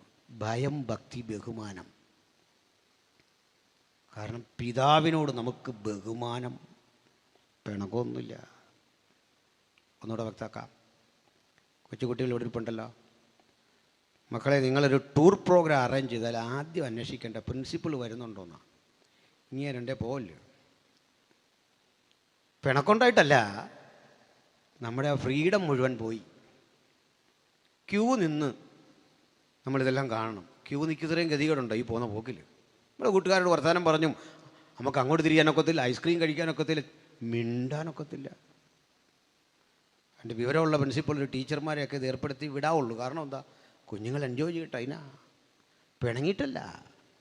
ആളിൻ്റെ ഉത്കണ്ഠ നിങ്ങളെക്കുറിച്ച് സ്ഥാപനത്തെ മുഴുവൻ ഹൃദയത്തിൽ വഹിച്ചിരിക്കുക മനുഷ്യൻ. അതുകൊണ്ടാ. അപ്പോഴേ റെസ്പെക്റ്റാണ് അൺടു ഗോഡ് ദ ഫാദർ. നമുക്കുള്ളത് എന്താ? റെസ്പെക്റ്റ്. ശരിയല്ലേ? ആ, ഇനി അടുത്തത് പുത്രൻ. ഈ യോഗം കഴിഞ്ഞിട്ട് പിതാവ് പറയുക, വൈകിട്ട് ഞാൻ നിങ്ങളുടെ വീട്ടിലേക്ക് വരിക. ഒരു മാനവവൽക്കരണം പറ്റുമല്ലോ. അങ്ങനെ ഒന്ന് ചിന്തിച്ച് നോക്കാം. അപ്പം ഞാനെന്ത് പറയും? ദൈവമേ, സ്നേഹമൊക്കെ ഉണ്ട്, വരല്. കാരണം എന്താ? നമുക്ക് വാർത്ത കാണാനൊക്കത്തില്ല, ഇലക്ഷൻ്റെ കാര്യം മിണ്ടാൻ വയ്യ, സഭാകാര്യം മിണ്ടാൻ വയ്യ, ഭയങ്കര നിശബ്ദത, ഭക്തിയും ബഹുമാനവും ആദരവും. പുത്രൻ്റെ കാര്യം എടുത്താലോ, യേശുക്രിസ്തു പറയുക, ഇന്ന് ഞാനുണ്ട് യോഗത്തിൽ. അക്ഷരാർത്ഥത്തിൽ നമ്മൾ മത്സരിച്ചുകൂടെ വരും. എന്താ കാര്യം? യേശുവിനോട് നമുക്കുള്ളത് ബഹുമാനത്തെ കവിയുന്ന പ്രണയബദ്ധമായ സ്നേഹമാണ്, ആലിംഗനബദ്ധമായ സ്നേഹമാണ്. യേശുവുമായി പോകാൻ കഴിയാത്തൊരു പ്രൈവസി നമ്മുടെ ജീവിതത്തിലില്ല. എവരിവെയർ. ശരിയല്ലേ? അവിടത്തോട് പറയാൻ വയ്യാത്ത ഒന്നുമില്ല. അവൻ നമ്മുടെ ബലഹീനതകളിൽ സഹതാപം കാണിക്കുന്ന മഹാപുരോഹിതനാണ്. സുവിശേഷത്തിൻ്റെ പ്രസക്തി മനസ്സിലായില്ലേ? എന്തിനാണ് യേശു യുഗത്തിൽ വന്നതെന്നറിയണ്ടേ? നമ്മുടെ ഭാഷയിൽ, നമ്മുടെ അവസ്ഥയിൽ നാം പൊടിയെന്നറിഞ്ഞ് നമ്മുടെ പ്രകൃതത്തോട് അനുരൂപപ്പെടാൻ സ്ഥലകാല സീമകൾക്ക് വിധേയനല്ലാത്തവൻ സ്ഥലത്തിനും കാലത്തിനും വിധേയനായി മനുഷ്യരൂപം പൂണ്ട അവസ്ഥയാണ് സുവിശേഷം, അല്ലെങ്കിൽ യേശുക്രിസ്തു. അങ്ങനെയാണ്. മറ്റൊരു കാര്യം അതിന് ഉദാഹരണമായിട്ട് പറയാം, എങ്കിലും ഇതിൻ്റെ പൊരുൾ കൃത്യം പിടിയിട്ടു. ഇവിടെ നല്ല പ്രായമുള്ള ആളുകൾ, അപ്പച്ചന്മാർ, ക്ഷമിക്കണം, അപ്പച്ചന്മാർക്കൊരു സ്വഭാവമുണ്ട്. എൻ്റെ അപ്പനടക്കമുള്ള ആളുകൾക്ക് പൊതുവിലുള്ള ഒരു സ്വഭാവം, ഭയങ്കര സ്ട്രിക്റ്റാണ്. നമ്മളൊക്കെ അങ്ങനെയല്ലേ വളർന്നേ? പ്രായമുള്ളവരോടാണ് പറഞ്ഞേ. ഇന്നത്തെ കാലത്ത് ഈ പ്രായമുള്ളതാരാ, കൊച്ചു പിള്ളേരാരാന്നൊന്നും അറിയില്ല. എല്ലാവരും ഈ കളറുമൊക്കെ അടിച്ച്.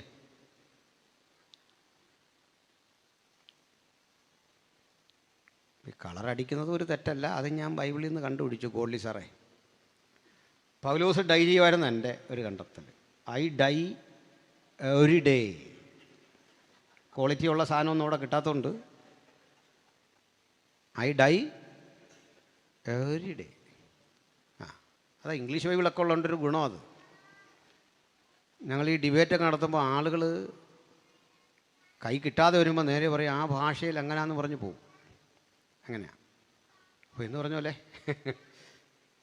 അപ്പോൾ ചുരുക്കത്തിൽ പ്രായമുള്ള ആളുകൾക്ക് ഒരു പ്രശ്നമുണ്ട്, ഭയങ്കര സ്ട്രിക്റ്റ്. അതിൽ ഈ അപ്പന്മാരാണെങ്കിൽ മിണ്ടത്ത് പോലുമില്ല. നമ്മുടെ പാപ്പ, ഇപ്പോഴത്തെ പിള്ളേരൊക്കെ ഭാഗ്യവാന്മാരാ.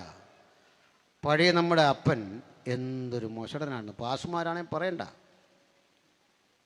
ചിരിക്കാനൊക്കത്തില്ല, ആകപ്പാടെ പ്രയാസം, ഭയങ്കര പാട്. അതിൻ്റെ ചെറിയൊരു ലാഞ്ചന ഇന്നും വിട്ടുപോയിട്ടില്ല. എൻ്റെ മോനും ഞാൻ നല്ല ഫ്രണ്ട്ഷിപ്പാണ്. പക്ഷേ മോനിടയ്ക്ക് ചോദിക്കും, പപ്പ ഇന്നെങ്ങും പോകുന്നില്ലേ? എൻ്റെ വൈഫ് വന്നിട്ടുണ്ട്, പുള്ളിക്കാരോട് ചോദിക്കും, ഇന്ന് പപ്പ എങ്ങും പോകുന്നില്ലേ? എൻ്റെ അർത്ഥം നമ്മളൊരു മിനിസ്റ്റർ പോയി ചെയ്തോട്ടെ എന്നുള്ള ആഗ്രഹം കൊണ്ടല്ല, നമ്മൾ പോയിട്ട് വേണം. അവൻ ചില പദ്ധതി ഇട്ടിട്ടുണ്ട് ഇതിനാ. അല്ല, പിണക്കൊന്നും ഉണ്ടായിട്ടല്ല.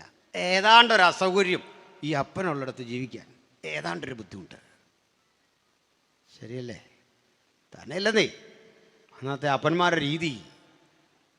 പൊതുസ്ഥലത്തിട്ട് നമ്മളെ തല്ലുക, പന്ത് കളിച്ചതിൻ്റെ പേരില്ല. പന്ത് കളിച്ചില്ല, ഇങ്ങനെ നിന്നാൽ മതി, നോക്കി നിന്നാൽ മതി, അതിന് തല്ലുക. ഞാൻ 5 പേരുടെ ഇളയതാണ്. മൂത്ത ജ്യേഷ്ഠനുണ്ട്, പുള്ളിക്കാരൻ എന്തെങ്കിലും മേടിക്കാൻ അങ്ങോട്ട് വിടും. ഇപ്പോൾ പണ്ടത്തെ കാലത്ത് ഒരു വണ്ടിച്ചക്രം ഉണ്ട്, അത് മതി അന്ന്. ഇത് ഇങ്ങനെ അടിച്ചുകൊണ്ട് അങ്ങോട്ട് അഡ്ജസ്റ്റ് ചെയ്ത ഈ മണ്ണെണ്ണപ്പാട്ടേക്കായിട്ട് ഓടുന്നു, ഇങ്ങനെ അടിച്ചു പോവും. ഇത് കൺട്രോൾ ചെയ്യണം. ഇതിനാണ് ബ്രേക്കും ആക്സിലേറ്ററും എല്ലാം ആയിട്ട് നമ്മുടെ കയ്യിൽ ഈ വടിയാണ്, ഇപ്പുറത്ത് മണ്ണെണ്ണപ്പാട്ടാണ്. ഇതുമായിട്ടായി പോകണ്ടേ? നമ്മൾ അങ്ങോട്ട് ചെല്ലുമ്പോൾ അച്ഛൻ ഇങ്ങോട്ട് വരും. ഇതെന്തിനാന്ന് ചോദിക്കുകയില്ല, ഓർഡറാന്ന് തിരിച്ച്.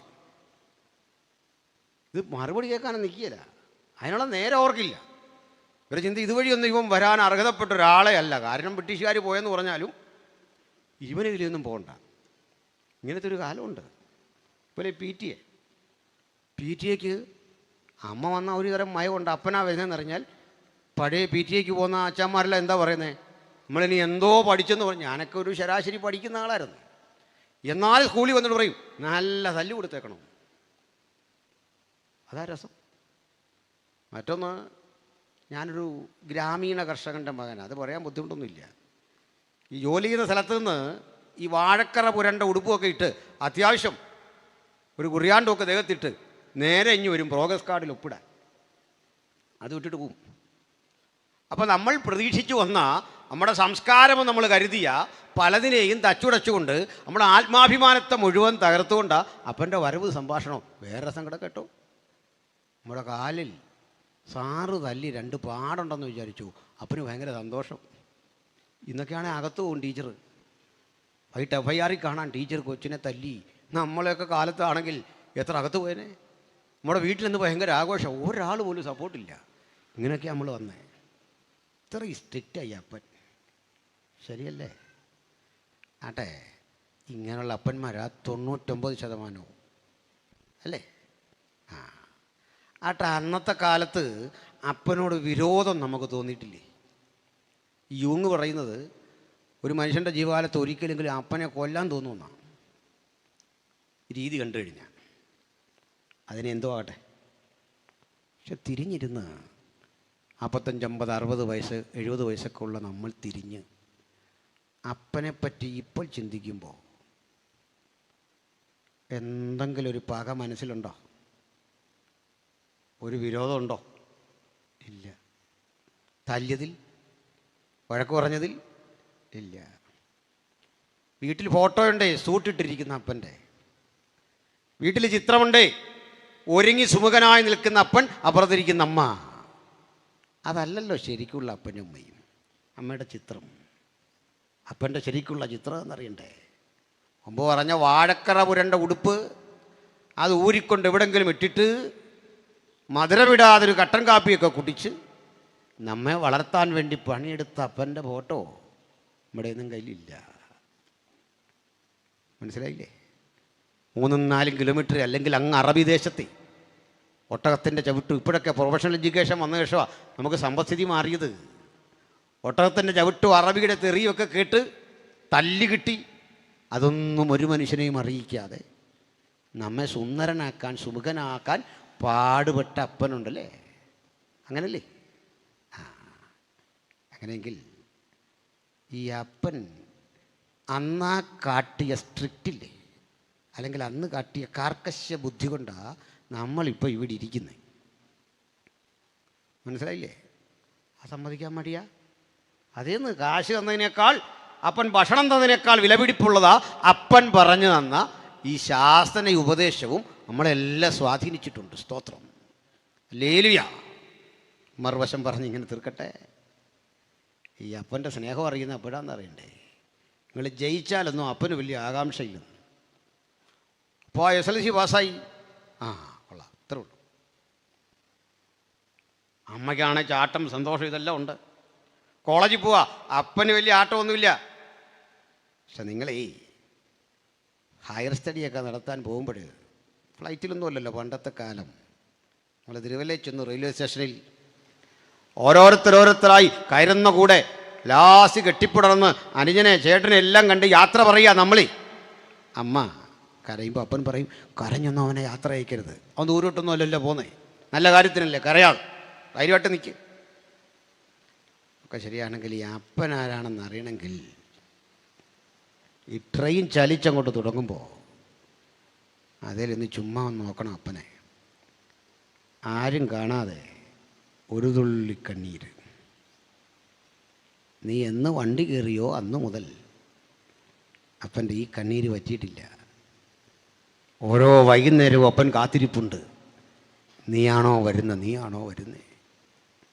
അതിനുശേഷം നല്ല ഉറക്കമില്ല, അതിനുശേഷം ഭക്ഷണമില്ല, അതിനുശേഷം BP കൂടിയേ, അതിനുശേഷം ഷുഗർ കൂടിയേ.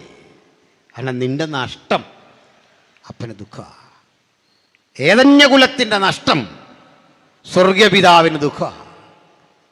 അത് പരിഹരിക്കുന്ന വലിയ പ്രക്രിയയ്ക്ക് തൻ്റെ പുത്രനെ ഇഹലോകത്തിലേക്ക് അയച്ചത്. ഈ കുടുംബത്തിൽ നിന്ന് നമുക്ക് ട്രിനിറ്റിയുടെ ആ പൾസ് എന്താണെന്ന് മനസ്സിലാക്കണേ. പറയാം സഹോദരങ്ങളെ,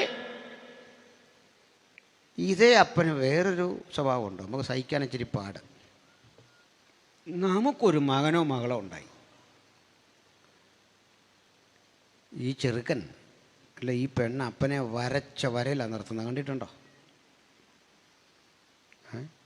അത് സെൻട്രൽ പാസ് ആണെങ്കിലും കൊള്ളാം, ലോക്കൽ പാസ് ആണെങ്കിലും കൊള്ളാം. കൊച്ചു പിള്ളേർ അച്ഛനെ നിർത്തുന്നത് എങ്ങനെയാണെന്ന് അച്ഛനോട് ചോദിക്കും. പിള്ളേരോടൊന്നും ഈ കരുണ കാണിച്ചില്ല. കൊച്ചുമക്കളുടെ അടുത്ത് എത്തിയപ്പോൾ അപ്പന്മാരുടെ സകല ഗ്ലാമറും പൊളിഞ്ഞു. എന്താ കാര്യം? ഭയങ്കര ശുദ്ധവൃത്തിയുള്ള അപ്പൻ കൊച്ചി ഇറുക്കൻ കടിച്ച് ചവച്ച് തുപ്പിയ മിഠായി വല്യപ്പൻ്റെ വായിലോട്ട് തിരികെ വെക്കുന്നുണ്ടോ? തിന്നില്ലെങ്കിൽ ഒരു തല്ലൂടെ ജേക്കപ്പേ നിന്നോടാ തിന്നാൻ പറഞ്ഞു. നമുക്കിതെല്ലാം കേട്ടിട്ടൊരു ആകാഴിക. ചെറുക്കൻ എന്തോ ഈ പറയുന്നു? നിങ്ങളൊന്ന് തല്ലി നോക്കിയേ ചെറുക്കനെ. ആ സമയത്ത് അപ്പൻ സമ്മതിക്കില്ല, കൊച്ചിനെ തല്ലരുത്. മിക്ക വീട്ടിലേയും വഴക്കിത് ശരിയല്ലേ? നിങ്ങളൊന്ന് തല്ലി നോക്കിക്കേ. കുഞ്ഞിനെ തല്ലിയാൽ അമ്മ ഇടപെടും. കണ്ണവർക്ക് താങ്ങാൻ വയ്യ. എന്തിനാ എൻ്റെ കുഞ്ഞിനെ എൻ്റെ ഭാര്യ തല്ലുമ്പോൾ എൻ്റെ അപ്പനോ അമ്മയോ കയറി ഇടപെടുന്നത് എന്തിനാണെന്ന് അറിയണ്ടേ? എനിക്ക് കിട്ടാതെ പോയ സ്നേഹമൊക്കെ അവർക്കറിയാം. എന്നിലൂടെ, എൻ്റെ മകനിലൂടെ എന്നെ അവർ കാണുന്നേ. സ്വർഗസ്ഥ പിതാവ് തൻ്റെ പുത്രനിലൂടെ നമ്മളെല്ലാം കാണുകയാണ്. നമ്മളെല്ലാം സഹോദരന്മാരെ, ദൈവത്തിൻ്റെ മനസ്സലിവ് ഓർപ്പിച്ച് ഇതാ ദൈവത്തിൻ്റെ മനസ്സലിവ്. അപ്പൻ തല്ലിയ ഓരോ പാടും പോകുന്ന വഴിക്കൊക്കെ അപ്പനെ വേട്ടയാടിക്കൊണ്ടിരിക്കും. ഹൃദയത്തിൽ വേദനയുണ്ട്. ആ കുഞ്ഞ് ഞാൻ തല്ലിയല്ലോ, ആ കോപം. സ്വർഗസ്ഥ പിതാവ് അങ്ങനെ അനുദപിക്കുന്നൊന്നുമല്ല ഞാൻ പറഞ്ഞു വരുന്നത്. ഞാൻ മാനുഷികമായി ഒരാശയം സ്ഥാപിക്കുന്നത് എന്താണെന്നറിയണ്ടേ? ദൈവ കുടുംബത്തിൽ നിന്ന് പണ്ടേ നിരാകരിക്കപ്പെട്ടു പോയ, പാപസംബന്ധമായി അകന്നുപോയ ആ മനുഷ്യനെ തിരികെ പിടിക്കാൻ ദൈവം തൻ്റെ പുത്രനെ കാലത്തിൻ്റെ സമ്പൂർണ്ണതയിൽ അയക്കുമ്പോൾ പുത്രനിലൂടെ നമുക്ക് കിട്ടിയ വീണ്ടെടുപ്പിൻ പ്രക്രിയ നിമിത്തം ഒരു കൊച്ചുമകൻ അങ്ങനെ ഭവനത്തിൽ ഉത്സാഹഭരിതനായി സ്വാതന്ത്ര്യചിത്തമായി ഓടിച്ചാടി കളിച്ച് അവൻ പ്രാപിച്ചെടുത്ത ആ സുഖവും ആനന്ദവുമില്ലേ, അതാണ് ക്രിസ്തീയ ജീവിതം. ഇപ്പോൾ മനസ്സിലായോ? അതാ ഞാൻ പറഞ്ഞ ആജീവനാന്തമാണ്.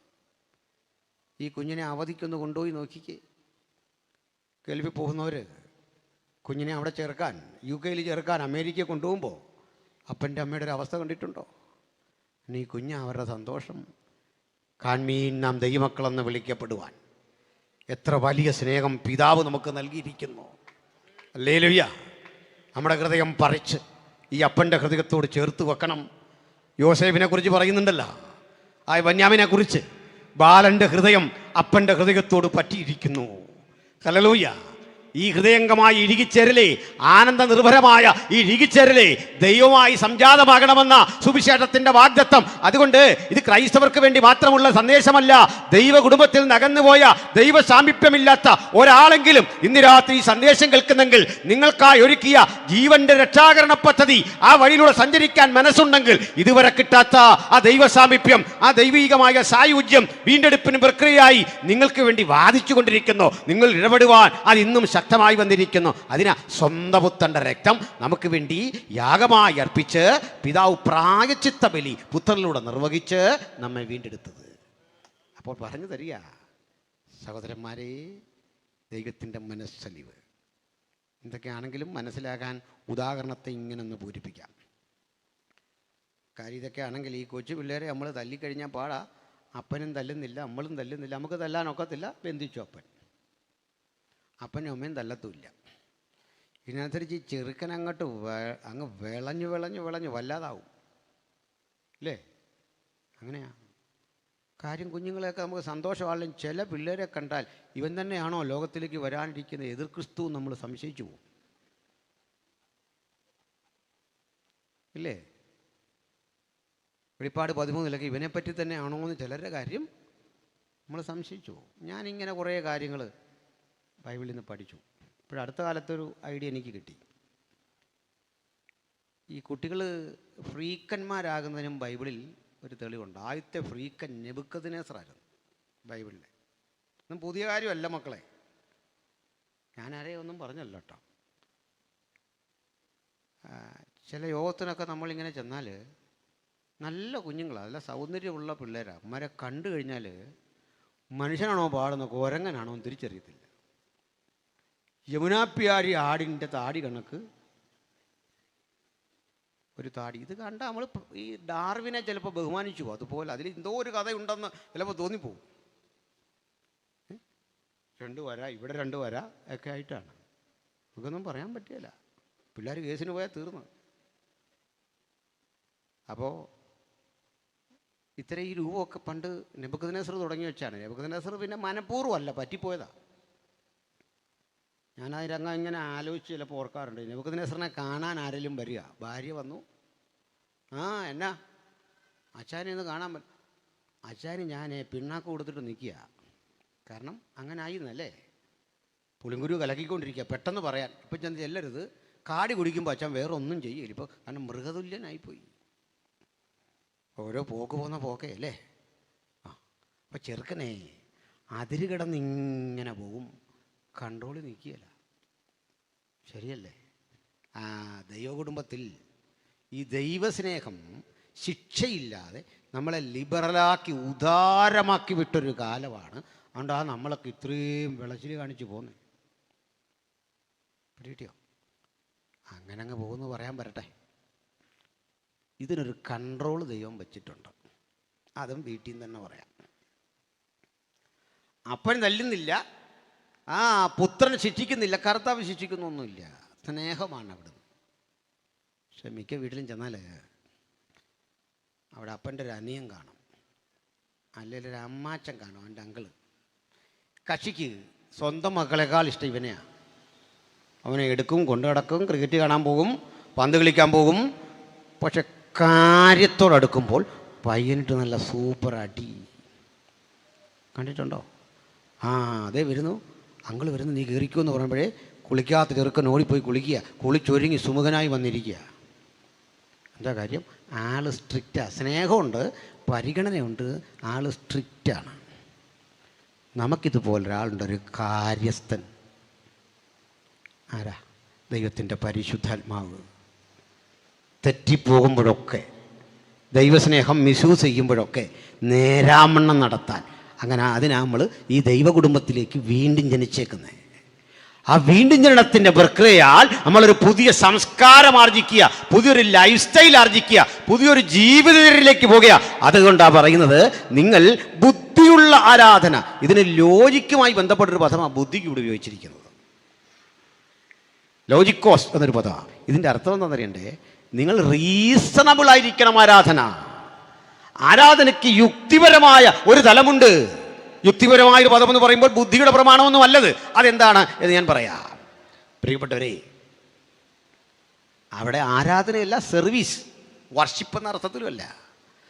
ആജീവനാന്തം ഈ സർവശക്തനായ ദൈവത്തിൻ്റെ പാതയിലൂടെ നടക്കുന്ന ഒരാൾക്കുണ്ടാകേണ്ട ഒരാത്മീക വിവേകം, ആ വിവേകത്തിന് ഉപയോഗിച്ച പദം വന്നതും ലോഗോസ് എന്നൊരു റൂട്ട് വേർഡിൽ നിന്നാണ്. ലോഗോസ് അർത്ഥം നിയമം, വചനം, വാക്ക്, നമുക്കറിയാമല്ലോ, ഇതാണ് അർത്ഥം. അങ്ങനെയെങ്കിൽ നിയമാനുസൃതമായിരിക്കണം, ലോജിക്കലായിരിക്കണം ഈ ആരാധന എന്ന് പറയുമ്പോൾ. അത് ഒറ്റവാക്കിൽ പറയാം, പ്രമാണബദ്ധമായിരിക്കണം ആരാധന. പ്രമാണബദ്ധമല്ലാത്തത് സ്വീകരിക്കാൻ കഴിയില്ല. ആ പ്രമാണബദ്ധമായിരിക്കണം എന്ന് പറയുമ്പോൾ ഒന്നുകൂടി വിവരിച്ചു പറയുകയാണ്, നിങ്ങളുടെ ശരീരങ്ങളെ ജീവനും വിശുദ്ധിയും ദൈവത്തിന് പ്രസാദവുമുള്ള യാഗമായി അർപ്പിക്കണം. ഇത് പറയുമ്പോൾ ഒരു വസ്തുത കൂടി ചേർത്ത് പറയാനുണ്ട്. കർത്താവായ യേശുക്രിസ്തുവിന് ഒരു 2300 കൊല്ലമൊക്കെ മുമ്പ്, 2300 അല്ലെ BC, 1000 മുതൽ 1500 മുതൽ 2300 വരെയുള്ള കാലത്ത് ഇറാനിൽ ഒരു ജനത ഉണ്ടായിരുന്നു, നാടോടികളായിരുന്നു. ഈ നാടോടികളുടെ നാട്ടിലേക്ക് ജൂതന്മാരും കയറി വന്നു. 2500 BC എന്നൊക്കെ പറഞ്ഞാൽ ജൂതന്മാർ നല്ല സംസ്കാരചിത്തരാണ്. അവർക്ക് ഏകദൈവ വിശ്വാസം, അവരുടെ വസ്ത്രധാരണം, ഭക്ഷണം, ഇതിലെല്ലാം പ്രമാണബദ്ധമായ ഒരു ജീവിതശൈലിയുള്ളവരാ. അവർ പണ്ടേ പ്രമാണബദ്ധരാ, അറിവുള്ളവരാ. ഏകസത്യ ദൈവത്തെ ആരാധിക്കുന്നത്, പ്രകൃതി ആരാധനയില്ല. സൂര്യചന്ദ്രാദികൾ, നക്ഷത്രങ്ങളൊക്കെ പ്രകൃതി ശക്തികളാണ്. ഒഴുകുന്ന ജലം അവർക്ക് പ്രകൃതി ശക്തിയാണ്. സകലതും ദൈവത്തിൻ്റെ സൃഷ്ടിയാണ്. അവർക്ക് വിഗ്രഹമില്ല. അവർ സമാഗമന കൂടാരങ്ങളിൽ ആരാധിച്ചു വന്ന ചരിത്ര പൈതൃകമുള്ളവരാ.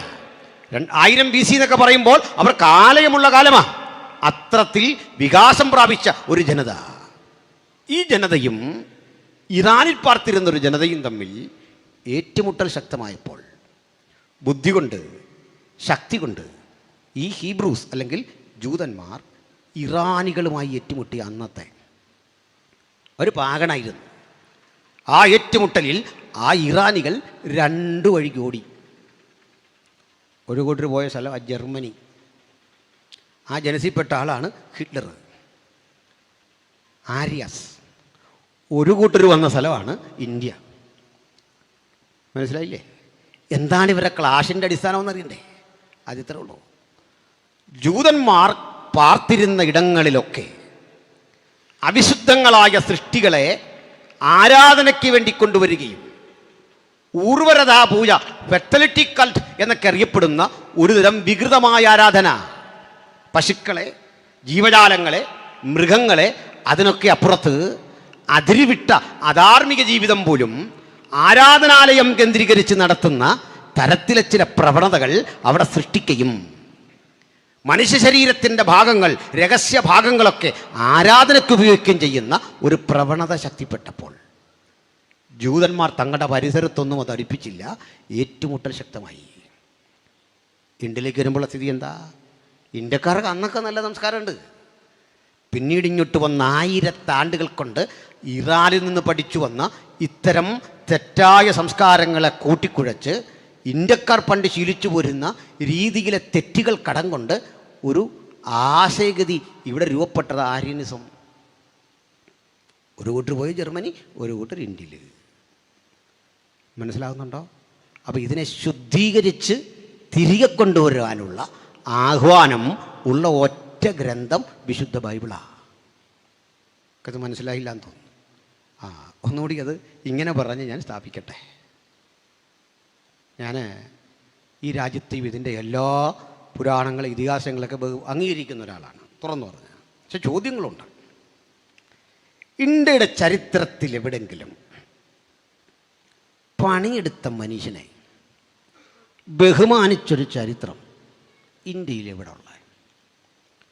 ആളുകൾ വിമർശിക്കാറുണ്ട് ക്യാപിറ്റലിസ്റ്റ് രാഷ്ട്രങ്ങളെ, മൂലധന ശക്തികളുള്ള രാഷ്ട്രങ്ങളെ. അർത്ഥാൽ അമേരിക്കയെ സാമ്രാജ്യം എന്ന് വിളിക്കും, UK ഒക്കെ അങ്ങനെ വിളിക്കുക, ബ്രിട്ടീഷ് സാമ്രാജ്യം. തൊഴിലാളിക്ക് വിലയും നിലയുമുള്ള സ്ഥലം എവിടെ എന്നറിയണ്ടേ? ഇവിടെ തന്നെയാണ്. ശമ്പളമുള്ള അവിടെയാണ്. മുടി വെട്ടുന്നവന് ബഹുമാനമുള്ള സ്ഥലം അവിടെ. തടി മുറിക്കുന്നവനെ ട്രീ സർജൻ എന്ന് വിളിക്കുന്ന സ്ഥലം അവിടെ. അവന് പണം കിട്ടും ആവശ്യത്തിന്. ഓട നന്നാക്കുന്നവനെ ബഹുമാനിക്കുന്ന സ്ഥലം അവിടെ. എന്തിനാ നിങ്ങൾ ഈ അമ്മമാരൊക്കെ ഇടയ്ക്ക് മക്കളെ നോക്കാൻ വേണ്ടി അവർ പ്രഗ്നൻ്റ് ആകുമ്പോൾ പ്രസവാനന്തര ശുശ്രൂഷകൾക്ക് വേണ്ടി ഇവിടുന്ന് തന്നെ UK പോകുന്നത്, അല്ലെങ്കിൽ US പോകുന്നതെന്ന് അറിയണ്ടേ? അവിടെ ഒരാളെ നിർത്തിയാൽ ശമ്പളം കൊടുക്കാനുള്ള ശേഷി നേഴ്സിനില്ല. പണിയെടുക്കുന്നവന് പൈസ കൊടുത്തേ പറ്റൂ. ഇത് റഷ്യയിലും ചൈനയിലും ഒന്നുമല്ല. പണിയെടുക്കുന്നവനെ ബഹുമാനിക്കുന്നത്, ശമ്പളം കൊടുക്കുന്നത് ഈ രാജ്യങ്ങളിലാണ്, ഇന്ത്യയിലും അല്ല. ഇന്ത്യയുടെ ചരിത്രത്തിൽ എവിടെയും പണിയെടുത്തവനെ ബഹുമാനിച്ചില്ല. ഞാൻ നേരത്തെ വരേണ്ട ആളല്ലേ, പ്രസംഗരാണെങ്കിലും പാട്ടുകാർ, നമ്മളെല്ലാം നേരത്തെ അല്ലേണ്ടവരാ. ആ കൃത്യസമയത്ത് വണ്ടി എടുത്ത് ഇങ്ങോട്ട് ഓടി വരുമ്പോൾ നമ്മുടെ മുമ്പിൽ ദാ പോകുന്ന ഒരു നാശപ്പെർമിറ്റുകാരൻ. അവൻ മുമ്പിൽ പോകുമ്പോഴേക്ക് എനിക്ക് അസഹിഷ്ണുത വന്നിട്ട് ഞാൻ കിടന്ന് അടിക്കുക, ഇവൻ ഇതും കൊണ്ട് എന്തിന്? തടി കയറ്റിക്കൊണ്ട് പോകുന്ന 3-4 ലോറികൾ ഇതുവഴി പോകുക. അവനിങ്ങോട്ട് വരുമ്പോൾ നമുക്ക് ഏതാണ്ടൊരു മനുഷ്യൻ വരുന്നു, ഇവൻ ഈ സമയത്ത് ഇതുവഴി വരണോ? എനിക്ക് യോത്തിന് പോകണ്ടേ? പക്ഷെങ്കിൽ ഈ നാഷണൽ പെർമിറ്റുകാരൻ കൊണ്ടുവന്നത് എന്താണെന്ന് അറിയണ്ടേ? നിങ്ങൾക്കുള്ള അരി, നമുക്കുള്ള പലവ്യഞ്ജനം, നമുക്കുള്ള മത്സ്യം, ഇവൻ പണിയെടുത്തില്ലെങ്കിൽ തീൻമേശയിൽ വിഭവം വരില്ല. 1000 രൂപയ്ക്ക് 800 രൂപയ്ക്ക് ഉറക്കം തൂങ്ങി വണ്ടി ഓടിക്കുന്ന ഇവനോട് ചോദിക്കുക, ഇവൻ UK ഒരു മാസം 6 ലക്ഷം. പിടിയോ? ഇത് പഠിച്ചാൽ മതി. 8-10 ലക്ഷം രൂപ ഉണ്ടാക്കുന്നവരുണ്ട് ബസ് ഓടിച്ച്. ഇവിടെ എന്താ ഡ്രൈവറുടെ വില, വാഹനം ഓടിക്കുന്നതിൻ്റെ വില, അധ്വാനിക്കുന്നതിൻ്റെ വില? ഈ വില എങ്ങനെ വന്നെന്നറിയണ്ടേ? നമ്മുടെ ഗുരു പണിയെടുക്കുന്നതിനെ നോക്കി ഒരിക്കലൊരു വിളി, അധ്വാനിക്കുന്നവരും ഭാരം ചുമക്കുന്നവരും ഇങ്ങോട്ട് വരാൻ. മുക്കുവരെ, കഷ്ടപ്പെടുന്നവരെ, വേദനിക്കുന്നവരെ, ആട്ടിടയന്മാരെ നെഞ്ചോട് ചേർത്ത് നിർത്തിയിട്ട് ഒരു കാര്യം പറഞ്ഞു, വലയും പടകും വിട്ടെന്നെ ഒന്ന് അനുഗമിക്കുക. ലോക മനുഷ്യർ മുഴുവൻ നിങ്ങളാൽ ആകർഷിക്കപ്പെടും. നീ മനുഷ്യരെ പിടിക്കുന്നവരാകും. സ്വന്തമായി ഒരു ഭാഷ, അല്ലെങ്കിൽ അരാമിക്കിനപ്പുറത്തൊരു ഭാഷ നന്നായി സംസാരിക്കാൻ അറിയാത്ത, വാഹനം സ്വന്തമില്ലാത്ത, സഞ്ചരിക്കാനൊരു കാളയോ കഴുതയോ കുതിരയോ സ്വന്തമില്ലാത്ത, ബാങ്ക് ബാലൻസ് ഇല്ലാത്ത 10-12 ആളുകളെ നിരത്തി നിർത്തിയിട്ട് പറയുക, ഭൂമിയുടെ അറ്റം വരെ ഈ സന്ദേശമായി നിങ്ങൾ പോകും, നിങ്ങൾ എൻ്റെ സാക്ഷികളാകുമെന്ന് ഈ ഗുരു പഠിപ്പിച്ചതിനെ അന്വർത്ഥമാക്കിക്കൊണ്ട് അന്ന് പ്രവർത്തിച്ചിറങ്ങിയ ആ സുവിശേഷകർ പ്രസംഗിച്ചതെന്തോ അത് യാഥാർത്ഥ്യമായതുകൊണ്ട് ലോകം അനുഗ്രഹീതമായ ആത്മീക വെളിച്ചത്തിന്റെ വഴിത്താരകൾ തിരഞ്ഞെടുത്തതും ഇന്ന് കാണുന്ന ജീവിതത്തിന്റെ വികാസ പരിണാമങ്ങൾ സൃഷ്ടിക്കപ്പെട്ടതുമെങ്കിൽ ബുദ്ധിയുള്ള ആരാധന എന്തെന്നറിയണ്ടേ? അത് സുവിശേഷത്തിന്റെ വ്യാപനമാണ്. അത് ഏതെങ്കിലും ദൈവശക്തികളെ ആരാധിക്കുന്നതല്ല, അത് ഏതെങ്കിലും പ്രകൃതി ശക്തികളെ വണങ്ങുന്നതല്ല, അത് സൂര്യചന്ദ്രന്മാരെ വണങ്ങുന്നതല്ല, അത് രാഷ്ട്രം ഭരിക്കുന്ന ഭരണകൂടത്തെ ആരാധിക്കുന്നതല്ല. ഒറ്റ സൃഷ്ടാവ് ഈ പ്രപഞ്ചത്തിനെന്നറിഞ്ഞുകൊണ്ട് ഉലകത്തിന്റെ നാഥന് നമസ്കാരം കൊടുക്കുന്ന, ആ നാഥനെ മാത്രം ആരാധിക്കുന്ന, അവിടുത്തെ വീണ്ടെടുപ്പിൻ പദ്ധതി അംഗീകരിക്കുന്ന അതുല്യവും അജയവുമായ വഴിയെങ്കിൽ അത് തിരിച്ചറിയുന്ന നമുക്ക് ഈ സുവിശേഷത്തിന്റെ സാരാംശം പറയാ, ഇത് പരിജ്ഞാനത്തിൽ അധിഷ്ഠിതം, ഇത് വിവേകത്തിൽ അധിഷ്ഠിതം, ഇത് മാനവികതയിൽ അധിഷ്ഠിതം, ഇത് ദൈവീകം, ഇത് ആത്യന്തികം. ഈ സന്ദേശമാ ഞങ്ങൾ ഉലകത്തോട് എന്നും പറഞ്ഞുകൊണ്ടിരിക്കുന്നത്. അപ്പോൾ റോമിനെ മാറ്റിയ സന്ദേശം അതാ, ഉലകത്തെ മുഴുവൻ മാറ്റിയ സന്ദേശം അതാ. ഇനിയുമുണ്ട് ഒത്തിരി പറയാൻ. ബഹുമാനിയെ പറയട്ടെ, നമ്മുടെ രാജ്യത്ത് ഒത്തിരി ചികിത്സാവിധികളുണ്ട്. അപ്പോൾ ഈ ചികിത്സാവിധികൾ വരുമ്പോൾ എല്ലാവരും എപ്പോഴും ഒരു കാര്യം ഓർക്കണം, എല്ലാ ചികിത്സകരും ആദ്യം പറയുന്നത് ഇംഗ്ലീഷ് മരുന്നിൻ്റെ കുറ്റമാണ്. അത് ശ്രദ്ധിച്ചിട്ടുണ്ടോ? എല്ലാ മനുഷ്യരും നിങ്ങളൊരു ഹോമിയോ മരുന്ന് കഴിക്കാൻ വേണ്ടിയിട്ട് അടുത്ത ഡോക്ടറെ ചെന്ന് കാണും. പുള്ളി ഒരു 1/4 മണിക്കൂർ പറയും സാൽബുറ്റാമോളിന് എന്തെല്ലാം കുഴപ്പമുണ്ട്.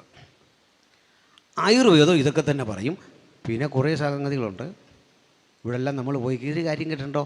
ഇതെല്ലാം ടെസ്റ്റിമോണിയലാണ്, സയൻറ്റിഫിക്കലല്ല. ഇതിൽ സൗഖ്യമൊക്കെ കിട്ടിക്കാണും, ഇല്ലെന്നൊന്നും എനിക്ക് അഭിപ്രായമില്ല. പക്ഷേ ഈ ചികിത്സയുടെ ഒക്കെ പ്രശ്നം കേൾക്കണമായിരുന്നു. ആയുർവേദം പണ്ട് നമ്മുടെ രാജ്യത്ത് നിലനിൽക്കെ ഇതെല്ലാവർക്കും പ്രാപ്യമല്ല. ഇത് ചെയ്യുന്ന ആളൊരു ബ്രാഹ്മണോ നമ്പൂതിരിയോ ഇങ്ങനെയൊക്കെയുള്ള ഒരാളായിരിക്കും. താഴെത്തട്ടിലുള്ള ആളുകൾ അകലം പാലിച്ച് നിൽക്കണം. OBC നിൽക്കേണ്ടത് 32 അടി അകലം, SC നിൽക്കേണ്ട 64 അടി അകലം, നായാടികൾ എന്ന് പറയുന്നൊരു സമൂഹമുണ്ട്, അവ നിൽക്കുന്നത് 90 അടി അകലം. രോഗിയും ഡോക്ടറും തമ്മിലുള്ള അകലമാണ്. എന്നിട്ട് ഡോക്ടർ പറയും കിഴുകാനെല്ലി വേരോടെ എടുത്ത് ആട്ടിൻപാലിൽ കലക്കി നാഴികയും വിനാഴികയും എല്ലാം പറയും. ഇത് വേണ്ടി വന്ന രോലെ കുറിച്ച് കൊടുക്കും.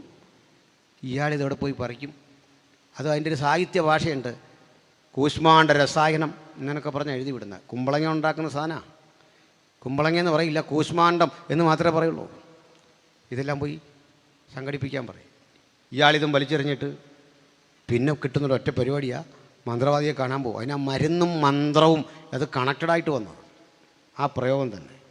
അങ്ങനെ മന്ത്രവാദി ഏതാണ്ടൊക്കെ കാണിച്ചും സൗഖ്യമായ കഥകളുണ്ടല്ലേ. അങ്ങനെയാണ്. എന്നെയൊക്കെ കൊണ്ടുപോയിട്ടുണ്ട് മന്ത്രവാദിയുടെ അടുത്ത്. കാരണം ഞങ്ങളൊക്കെ ഈ വനത്തിലാണ് ജനിച്ചോളാം. ഒരു സൈഡ് മുഴുവൻ 10,000 ഏക്കർ റബ്ബർ തോട്ടം. എൻ്റെ അല്ല, KP ഒന്നാൻ്റെയാണ്. കേട്ടാൽ അവർക്ക് ഇത്രയും തോട്ടം, പേര് പോലെ ഇത്രയും തോട്ടമൊക്കെ അല്ലേ. അത് നിങ്ങൾ പേടിക്കാതിരിക്കാമെങ്കിൽ ഒരു കാര്യം പറയാം, അതിനകത്തൊരു പഞ്ചതീർത്ഥ കുളത്തിലാണ് ഞാൻ സ്ഥാനപ്പെടുന്നത്. ഇപ്പോഴാണ് അങ്ങോട്ട് കയറ്റുകയില്ല, ഓടിക്കും. ഇത് ലൈവ് പോകുന്നുണ്ടല്ലേ നമ്മളെ. ഇനി ഇതിപ്പരമൊന്നും എനിക്ക് വരാനില്ല, പോട്ടെ. അപ്പോൾ അവിടെ ഇപ്പോൾ എയർപോർട്ട് വരുന്നത്, അതിൻ്റെ അപ്പുറത്ത് വനം തുടങ്ങുക, തേക്കടി വരെ വ്യാപിച്ച് കിടക്കുന്ന വനം. ഇതിൻ്റെ അകത്ത് നമ്മൾ താമസിക്കുന്നത്. ഹോസ്പിറ്റലിൽ പോകുന്നതിനേക്കാൾ നമ്മളെടുത്തുകൊണ്ട് അപ്പുറത്ത് ഒരു മന്ത്രവാദി ഉണ്ട്. അവിടെ ചെല്ലുമ്പോൾ പുള്ളി പനിയാന്നൊക്കെ ഇട്ട് കഴിയുമ്പോൾ ഏതാണ്ടെല്ലാം അടുത്ത് ബിംഭോം എന്നൊക്കെ പറഞ്ഞ് നമ്മുടെ ദേഹത്തേക്ക് ഈ സംഗതി തട്ടിവിടും. മാറി എന്നവർ പറയും. മാറി, നമ്മളും വന്നു. അങ്ങനെയൊക്കെ ഒരു കാലമുണ്ട്. എന്തിനാ പറഞ്ഞേ, ഇങ്ങനെ ഇരിക്കുന്ന ഇന്ത്യയുടെ ചരിത്രത്തിൽ നമ്മളൊരു കാഴ്ച കണ്ടു. സായിപ്പ് വന്ന് കുതിര വണ്ടിയിൽ ഇറങ്ങുന്നു.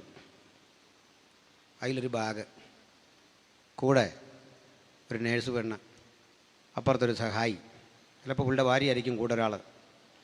അവർ ഈ തെർമോമീറ്ററും സ്റ്റെതസ്കോപ്പും ഒക്കെ കയ്യിലുണ്ട്. ബാഗിനകത്ത് മരുന്നുമൊക്കെ ഉണ്ട്. അങ്ങോട്ട് ചാടി ഇറങ്ങി. നമ്മൾ രോഗികളിങ്ങനെ അകന്ന് പോവാ. പുള്ളി പറഞ്ഞു, ഇവിടെ വാ. അവരിങ്ങോട്ട് വരുന്നു. ഈ പെണ്ണ് ഈ തെർമോമീറ്റർ കൊണ്ട് നമ്മുടെ പനിയൊക്കെ പരിശോധിക്കുന്നു, ടെമ്പറേച്ചർ നോക്കുന്നു, അടയാളപ്പെടുത്തുന്നു. ഇദ്ദേഹം വന്ന് നമ്മളെ കൊണ്ട് നിർത്തി നെഞ്ചിലും പുറത്തുമൊക്കെ ഈ സ്റ്റെതസ്കോപ്പ് മുട്ടിക്കുന്നു. അങ്ങോട്ട് മാറി നിന്ന് എഴുതുന്നു. അപ്പുറത്തൊരാൾ മരുന്ന് മിക്സ് ചെയ്യുന്നു. അങ്ങനെ ഈ കോമ്പൗണ്ടേഴ്സ് എല്ലാം കൂടെ മിക്സ് ചെയ്യുന്ന ആൾ, ഇപ്പോൾ ആ തൊഴിലില്ല. ഇതെല്ലാം അവിടെ തരുന്നു. നമ്മളിത് മേടിച്ച് കുടിക്കുന്നു, ഒരു ഗുളിക വാങ്ങുന്നു, കഴിക്കുന്നു, പോന്നു. ഈ സ്റ്റെതസ്കോപ്പിനും ഈ തെർമോമീറ്ററിനൊരു പ്രത്യേകതയുണ്ട്. ഈ തെർമോമീറ്റർ ആ സംഗതി നമ്മുടെ ഒരല്പം ഡെറ്റോളും എല്ലാം വെച്ചൊക്കെ ഒന്ന് കഴിവുമെങ്കിലും ഈ സ്റ്റെതസ്കോപ്പ് അങ്ങനല്ല. ഒറ്റ സ്റ്റെതസ്കോപ്പ് കൊണ്ട് നമ്പൂതിരിയും നായാടിയും ക്രിസ്ത്യാനിയും ദലിതനെ ആദിവാസി എല്ലാം പുള്ളി തൊട്ടു. അപ്പോൾ ഇന്ത്യൻ സമൂഹത്തിൽ നിന്ന് ജാതി മാറ്റാൻ ശ്രമിച്ച ഉപകരണത്തിൻ്റെ പേരാണ് സ്റ്റെതസ്കോപ്പ്, അസ്പർശ്യത. ഇത് കൊണ്ടുവന്നത് നമ്മളാണ് അവിടുന്ന്, മനസ്സിലായില്ലേ? ഇതൊക്കെ ക്രിസ്തീയമാണ്. അതുകൊണ്ട് ആ ഹോമിയോക്കാരൻ വന്നാലും ആര് വന്നാലും ഇതിൻ്റെ കുഴപ്പം കൂടുതൽ തട്ടുമ്പോൾ അതിൻ്റെ കാരണം എന്താണെന്ന് അറിയണ്ടേ, ചിലവ് കുറഞ്ഞ ചികിത്സ ഇതാ. സന്തോഷമില്ല, മനസ്സിലായി? ഇതൊക്കെ നമ്മളാണെന്ന് ആധുനികത. വെളിച്ചം ലോകത്തിന് കൊടുത്ത നമ്മളാണെന്ന് ഈ എനർജി, ഈ കാണുന്ന ലൈറ്റ്. നമ്മളോട് സംസാരിക്കുമ്പോഴൊക്കെ ആളുകൾ സയൻറ്റിഫിക് ടെമ്പർ, ശാസ്ത്രബോധം, ഇതൊക്കെ വേണമെന്ന് പറയും. ഞങ്ങളുടെ സംവാദത്തിൽ കണ്ടു കാണും. ഞാനൊരിക്കലും ഇവരോട് ചോദിച്ചു, നിരീശ്വരന്മാരായ ആളോട് ചോദിച്ചു, ഞാൻ ഇവിടെ നിന്നുകൊണ്ട് ഞങ്ങളുടെ കുറേ ആളുകളുടെ പേര് പറയാം. Michael Faraday, Marie Curie, Pierre Curie, Wright സഹോദരന്മാർ നമുക്കറിയാമല്ലോ. അതുപോലെ ആഡം സ്മിത്ത്, ഐസക് ന്യൂട്ടൺ, ഇങ്ങനൊരു 100 പേരുടെ പേരും കണ്ടുപിടുത്തമൊക്കെ നിങ്ങൾക്കറിയാം. 10 നിരീശ്വരന്മാരുടെ പേര് പറഞ്ഞേ, പറയാമോ? ഇവരാ നമ്മളെ പഠിപ്പിക്കുന്നത്. അതിൽ ന്യൂട്ടനെ പറ്റി പറയാനുണ്ട്. ന്യൂട്ടൻ ചുമ്മാ അതൊരു ശാസ്ത്രജ്ഞനല്ല.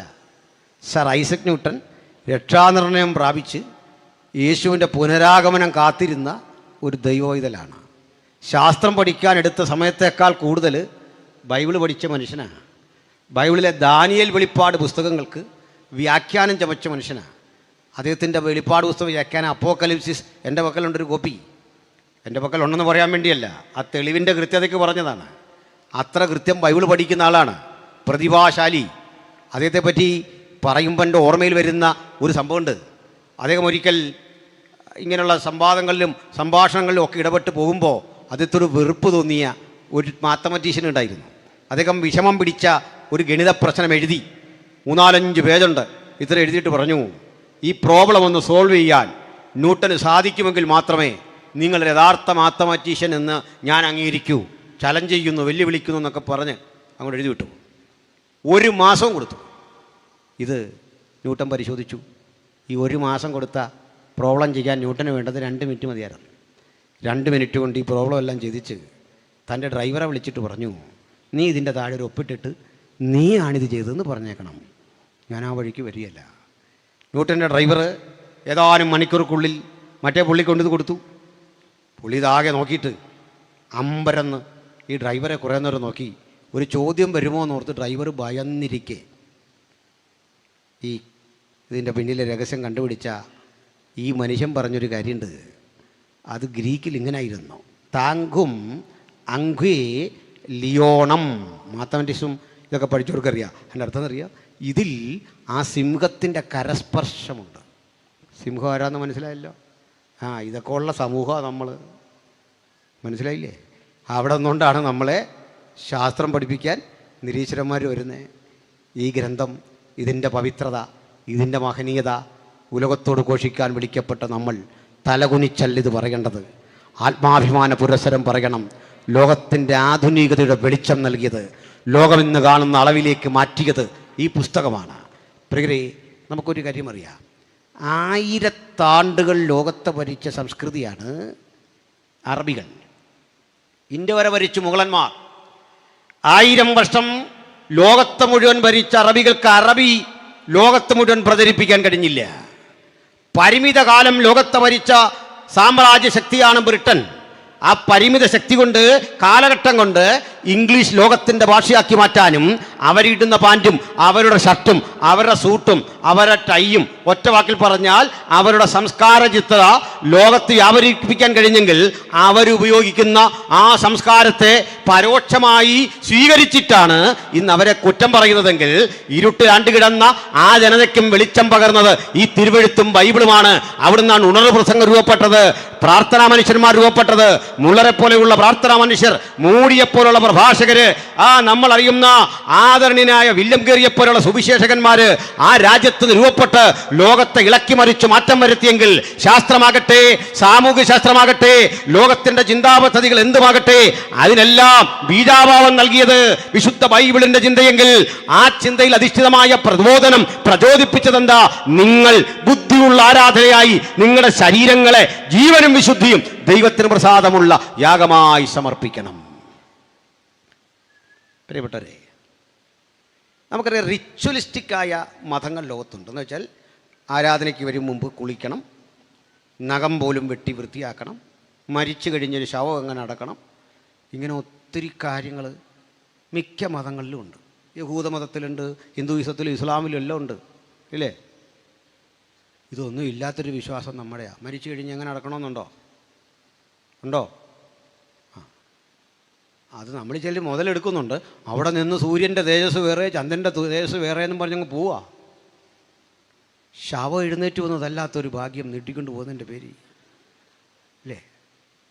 എങ്ങനെ ശവം അടക്കണം, എങ്ങനെ ആരാധനയ്ക്ക് വരണം, എങ്ങനെ വസ്ത്രം ധരിക്കണം, ഇങ്ങനെ ഡെയിലി റൊട്ടീൻ, നമ്മൾ എങ്ങനെയാണ് പല്ല് കേൾക്കേണ്ടത്, ഇതൊന്നുമില്ല എന്ന് എഴുതിയിട്ടില്ലെന്ന് അങ്ങനെ ഒരു സംഭവമൊന്നും പറഞ്ഞിട്ടില്ല. പക്ഷേ ലോകത്തെവിടെ ക്രിസ്ത്യാനിത്വത്തെ ഇത് പഠിപ്പിക്കേണ്ടി വന്നോ? ആരെങ്കിലും പഠിപ്പിക്കേണ്ടി വന്നോ? ഇല്ല. പരിഷ്കൃതങ്ങളായ പല എയർപോർട്ട് വഴികളിൽ നിങ്ങൾ പോക്കോ, നല്ല സുമുഖന്മാരായ ഓറഞ്ച് പോലെ നിറമുള്ള അറബി ഒരു കമ്പും കൊണ്ട് പല്ലും തെച്ചുകൊണ്ട് വരുന്നതാണ്. മനസ്സിലായില്ലേ? അതുവഴി പല്ലും തെച്ചുകൊണ്ട് വരിക. പണമുണ്ട്, കോടീശ്വരനാ, രാജകുടുംബത്തിൽ പെട്ടവനാ, ഇൻ്റർനാഷണൽ എയർപോർട്ടിൽ ഒരു കമ്പും കൊണ്ട് ഇങ്ങനെ പല്ലും തെച്ചുകൊണ്ട് നിൽക്കുക. അവിടെ നിൽക്കേണ്ടതിൻ്റെ കയ്യിൽ ഓരോ കമ്പുണ്ട് പല്ല് തേക്കാൻ. ഇതാണ് ക്രിസ്ത്യാനിറ്റി. നമുക്കിതൊന്നും എഴുതി വച്ചിട്ടില്ല, ഇതൊന്നും ഇവിടെ രേഖപ്പെടുത്തിയിട്ടില്ല. ഈ അറിവ് എങ്ങനെ രൂപപ്പെട്ടു വന്നത്? മാനവികതയുടെ വളർച്ചാഘട്ടങ്ങളെ എങ്ങനെ നയിക്കണമെന്ന് ഉലകത്തെ പഠിപ്പിക്കാൻ ദൈവം ഉപയോഗിച്ച ചില സംസ്കാരങ്ങളും ശക്തികളുമുണ്ട്. അവർ നമ്മെ പഠിപ്പിച്ചു തന്ന പാതയിലൂടെ പുറകോട്ടല്ല, മുമ്പോട്ടാണ് നമ്മുടെ യാത്ര. അതിനാണ് ഞാൻ ആദ്യം നദികളുടെ ഒക്കെ കണക്കും കാര്യങ്ങളുമൊക്കെ പറഞ്ഞത്. അതുകൊണ്ട് ഇനിയുള്ളൊരു കാലം നമ്മൾ സുവിശേഷം പറയുമ്പോൾ ഒരു കാര്യം ഓർത്തുകൊള്ളണം, അത് കേവലമായ ആത്മരക്ഷ കൊണ്ട് തീരുന്നൊരു കാര്യമല്ല, മറിച്ച് അതിൻ്റെയൊക്കെ അപ്പുറത്ത് ഒരു മനുഷ്യനെ മനുഷ്യനായ ഇഹലോകത്തിലും വരാനിരിക്കുന്ന ലോകത്തിൽ അവൻ്റെ ആത്മാവിനും വില കൽപ്പിച്ചുകൊണ്ട് അവനെ അതിൻ്റെ സമഗ്രതയിലെടുക്കുന്ന മഹത്തര ചിന്തയാത്. അതുകൊണ്ടാണ് ഏത് മനുഷ്യനെയും ക്രിസ്തുവിൽ തികഞ്ഞവനാക്കി നിർത്തുകയാണ് സുവിശേഷത്തിന്റെ ലക്ഷ്യമെന്ന് കൊലോസ്യ ലേഖനത്തിൽ അപ്പോസ്തലൻ വിളിച്ചു പറയുന്നത്. അവൻ്റെ ഫുൾനെസ്സിലേക്ക്, ആ തികവിലേക്ക് അവനെ കൊണ്ടുവരാൻ നമുക്ക് മുമ്പിൽ ഒരു റോൾ മോഡൽ വെച്ച് പിതാവ്, അതാണ് നമ്മുടെ കർത്താവായ യേശു ക്രിസ്തു. ഒരു വാക്കുടി പറഞ്ഞ് നിർത്തിയേക്കാം, സമയത്തും. നമ്മൾ ആരോളം അധികമുണ്ടേ. ഇതാ ലൂക്കോസ് തൻ്റെ സുവിശേഷത്തിൽ പറയാൻ ആഗ്രഹിച്ച ഒരു കാര്യം. ലൂക്കോസും പറഞ്ഞൊരു ഡോക്ടറാണല്ലോ. ഈ ഡോക്ടറെ ജോലി എന്താ? ഡോക്ടറെ ജോലി ചികിത്സ എന്ന് പറഞ്ഞ് നിർത്തണ്ട. ചികിത്സയെന്ന് പറഞ്ഞാൽ എന്താണെന്ന് അറിയണ്ടേ? ഡോക്ടർ ശ്രമിക്കുന്നത് നമ്മളെ ഭൂതകാലത്ത് ജീവിക്കാൻ പഠിപ്പിക്കുക. മനസ്സിലായില്ല? ഞാനിപ്പം നിങ്ങളെന്നെ കണ്ടിട്ട് പറയുക ക്ഷീണിച്ചു പോയല്ലോ എന്ന് പറഞ്ഞതിൻ്റെ അർത്ഥം ക്ഷീണിക്കാത്ത എൻ്റെ ഒരു രൂപം നിങ്ങൾ കണ്ടിട്ടുണ്ടെന്ന്. ക്ഷീണിക്കാത്ത എൻ്റെ രൂപത്തിലേക്ക് എന്നെ തിരിച്ചു കൊണ്ടെത്തിക്കുന്ന പ്രക്രിയയാണ് ഡോക്ടർ ചെയ്യുന്നത്. ഭൂതകാലത്ത് ജീവിക്കാൻ പഠിപ്പിക്കുക. ശരിയല്ലേ? ഭൂതകാലത്തേക്ക് എത്തിക്കുക. അത് ഡോക്ടർ ഇന്നുവരെ പൂർണ്ണമായി അതിൽ വിജയിച്ചിട്ടില്ല. അപ്പോൾ പിന്നെന്താ ചെയ്യുന്നത്? ആരോഗ്യനിടകാത്രമായൊരവസ്ഥയിലേക്ക് നമ്മെ ഒന്ന് ട്രാൻസ്ഫോം ചെയ്യാൻ ഒരു റോൾ മോഡൽ തൻ്റെ മുമ്പിലുണ്ടോ? ആരെപ്പോലെ, എങ്ങനെ? ആരാണൊരു പൂർണ്ണനായ മനുഷ്യൻ? എല്ലാം തികഞ്ഞ പൂർണ്ണനായൊരു മനുഷ്യനുണ്ടോ? കർത്താവിനെ മാറ്റി നിർത്തുണ്ടോ? ഇല്ലെന്നാണോ? ഞാൻ എൻ്റെ പഠനത്തിൽ ഒരാളെ കണ്ടെത്തി, ഒരു ഇന്ത്യക്കാരനാണ്. ജസ്റ്റിസ് പരിപൂർണൻ എന്നാണ് പേര്. കേട്ടിട്ടുണ്ടോ? ഞാൻ കണ്ടെത്തിയ റിട്ടയർ ആയതുകൊണ്ടാണ് ഇത്ര ധൈര്യത്തോടെ പറയുന്നത്. പോട്ടെ, അല്ലെ കളി അങ്ങ് മാറും. ബാക്കി നമുക്കല്ല ഏതാണ്ടൊരു കുറവുണ്ട്, ഒരു അപാകത, ഏതാണ്ടൊരു കുറവുണ്ട്. നമ്പ്യാരത് പറയുന്നുണ്ട് അല്ലേ? ലക്ഷണമൊത്തോ ഒന്നോ രണ്ടോ എന്നൊക്കെ ഒരു പാട്ടുണ്ടല്ലോ പണ്ട്. എവിടേക്കോ ഒരു കുറവ്. ആ കുറവിനെ പരിഹരിക്കാനാണ് നമ്മളെല്ലാം ശ്രമിച്ചുകൊണ്ടിരിക്കുന്നത്. പക്ഷെ അങ്ങോട്ട് മാറുന്നില്ല. പരിഹരിക്കാൻ ശ്രമിക്കുന്നതിനകത്ത് അത് കൂടുതൽ കുളവാകുക. അതാ യൂട്യൂബൊക്കെ നോക്കി കിട്ടുന്നതെല്ലാം മേടിച്ച് കഴിച്ച് പരിഹരിക്കാനാണ് ശ്രമിച്ചേ. ഉലുവ തിന്ന് ഷുഗർ മാറ്റും, കിഡ്നി അടിച്ചു പോകും. ഇതാ വിഷയം. അവിടെ കാണുന്ന ഇലയെല്ലാം കൂടെ പറിച്ച് കുടിച്ചു കഴിഞ്ഞാൽ ഷുഗർ പാടെ മാറും, ആ കൂടെ കിഡ്നി ഫ്രീ ആയിട്ട് മാറും. ബോണസാ, അങ്ങ് പൊക്കോളും. പിന്നെ ഇതുണ്ടായി വരാൻ പാടാ. അതിനെ വൈദ്യനെ കാണണം. അതിനൊക്കെയാണ് സംവിധാനങ്ങൾ വെച്ചിരിക്കുന്നത്. എന്തിനാ പറഞ്ഞു വെച്ചേ?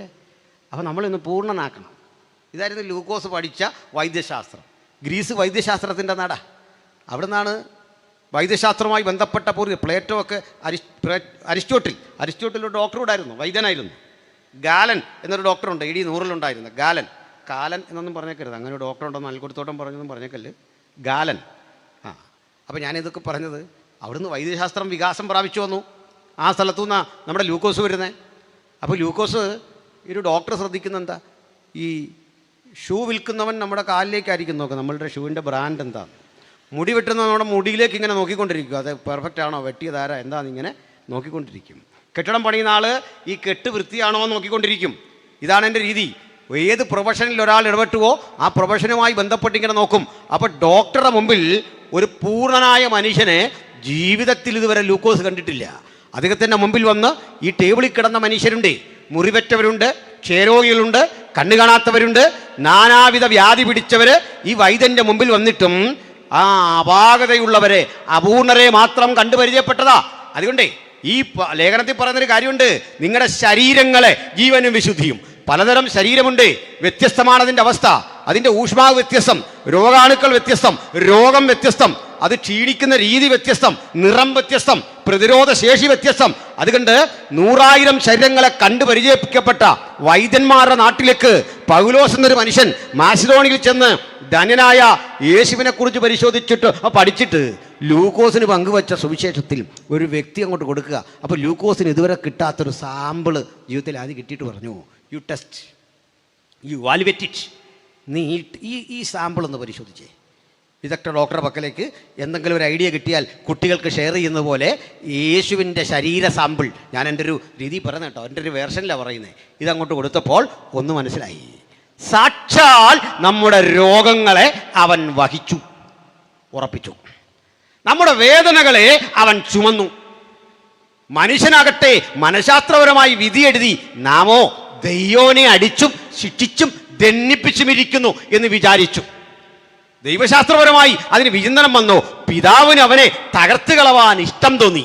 അങ്ങനെ ശാസ്ത്രത്തിൻ്റെ തത്വചിന്തയുടെ ഒക്കെ ഒരു നാട്ടിൽ നാനാവിധ പരിശോധനാ രീതികൾ കൊണ്ട് ലൂക്കോസ് ഇങ്ങനെ പരിശോധിച്ച് പഠിച്ചപ്പോൾ ഒരു മനുഷ്യന് അനുഭവിക്കേണ്ടി വരുന്ന വ്യതകൾ, ഭാരങ്ങൾ, മനോനിലയുടെ തകർച്ചകൾ ഇതെല്ലാം കൃത്യം അനുഭവിച്ച ഒരു സാമ്പിൾ, ചുരുക്കി പറഞ്ഞാൽ സകല രോഗങ്ങളും വ്യാപരിച്ച ഒരു സാമ്പിൾ കണ്ടു.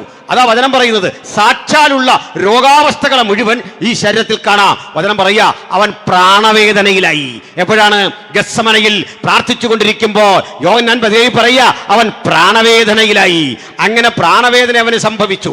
ഒരു മനുഷ്യനെ പൊതുസ്ഥലത്തിട്ട് ആക്ഷേപിക്കുക, അടിക്കുക, തലയിൽ മുൾക്കിരീടം വെക്കുക, ഈ നിലയങ്കി ധരിപ്പിക്കുക, പരിഹസിക്കുക, ഇങ്ങനെ അടിച്ചുളച്ച് തകർത്ത് ശാരീരിക പീഡയും മനോനിലയും തകർത്തുകൊണ്ട് അങ്ങോട്ട് കൊടുത്തപ്പോൾ ഈ ശരീരം ആത്മാവിൽ ലൂക്കോസ് കണ്ടു, പഠിച്ചു, മനസ്സിലാക്കി. ഒടുക്കം ഇതിനെന്ത് സംഭവിക്കും? അടുത്ത ഘട്ടം ഫോറൻസിക്ക. ആ മണ്ഡലത്തിലേക്ക് പോകുക. ശരീരം നിർജീവമായി കഴിഞ്ഞു, പ്രാണൻ നഷ്ടപ്പെട്ട് കഴിഞ്ഞു. വൈദ്യശാസ്ത്രത്തിൻ്റെ അവസാന ഘട്ടവുമെത്തി. നമ്മോട് ഡോക്ടർ പറയില്ലേ, ഞങ്ങളെ കൊണ്ട് ചെയ്യാവുന്നതെല്ലാം ചെയ്തു, തീർന്നു, അതും കഴിഞ്ഞു. അങ്ങനെ വൈദ്യൻ പറയും മുമ്പേ നമ്മുടെ ഉടയവൻ ആ ക്രൂശിൽ കിടന്ന് വിളിച്ചു പറഞ്ഞു, സകലതും പൂർത്തിയായി, എല്ലാം തീർന്നിരിക്കുന്നു, സകലതും തീർന്നു, എന്നെ കൊണ്ട് ഇനി ഒന്നും ചെയ്യാനില്ലെന്ന് വൈദ്യന് പറയാൻ അവസരം കൊടുക്കാതെ ആ മരണനിമിഷം സ്വയം ഏൽപ്പിച്ചുകൊണ്ട് മരണത്തിന് ഇതുവരെ ആരും പറയാത്ത ഒരു പൊരുൾ കൂടി പറഞ്ഞു. എൻ്റെ ആത്മാവിനെ അത് തന്നവന്റെ പക്കലേക്ക് തിരികെ കൊടുത്തുകൊണ്ട് പുത്രൻ പ്രാണനെ വെടിഞ്ഞിട്ട് ആ തിരുശരീരം ഇതാ കൊണ്ട് കല്ലറയിൽ വെച്ചു. 3 ദിവസം. ഇവിടെ മുതൽ മാറി. ചീഞ്ഞഴുകേണ്ടതാ, അണുക്കൾ ഭക്ഷിക്കേണ്ടതാ, മണ്ണോട് മണ്ണ് ചേരേണ്ടതാ. ഇവിടെ വരെ ലൂക്കോസ് പഠിച്ച വൈദ്യശാസ്ത്രം കറക്റ്റ് ആണെങ്കിൽ, ലൂക്കോസ് ഇനി നീ ഗ്രന്ഥം മാറ്റണം, ഇനി ചിന്ത മാറ്റണം, ആശയം മാറ്റണം, ആത്മാവിന് ഏൽപ്പിച്ചു കൊടുക്കണം. ആത്മാവ് എന്താ പഠിപ്പിച്ചെന്നറിയണ്ടേ? തൻ്റെ പരിശുദ്ധനെ ദ്രവത്വം കാണാൻ പിതാവ് സമ്മതിക്കയില്ല.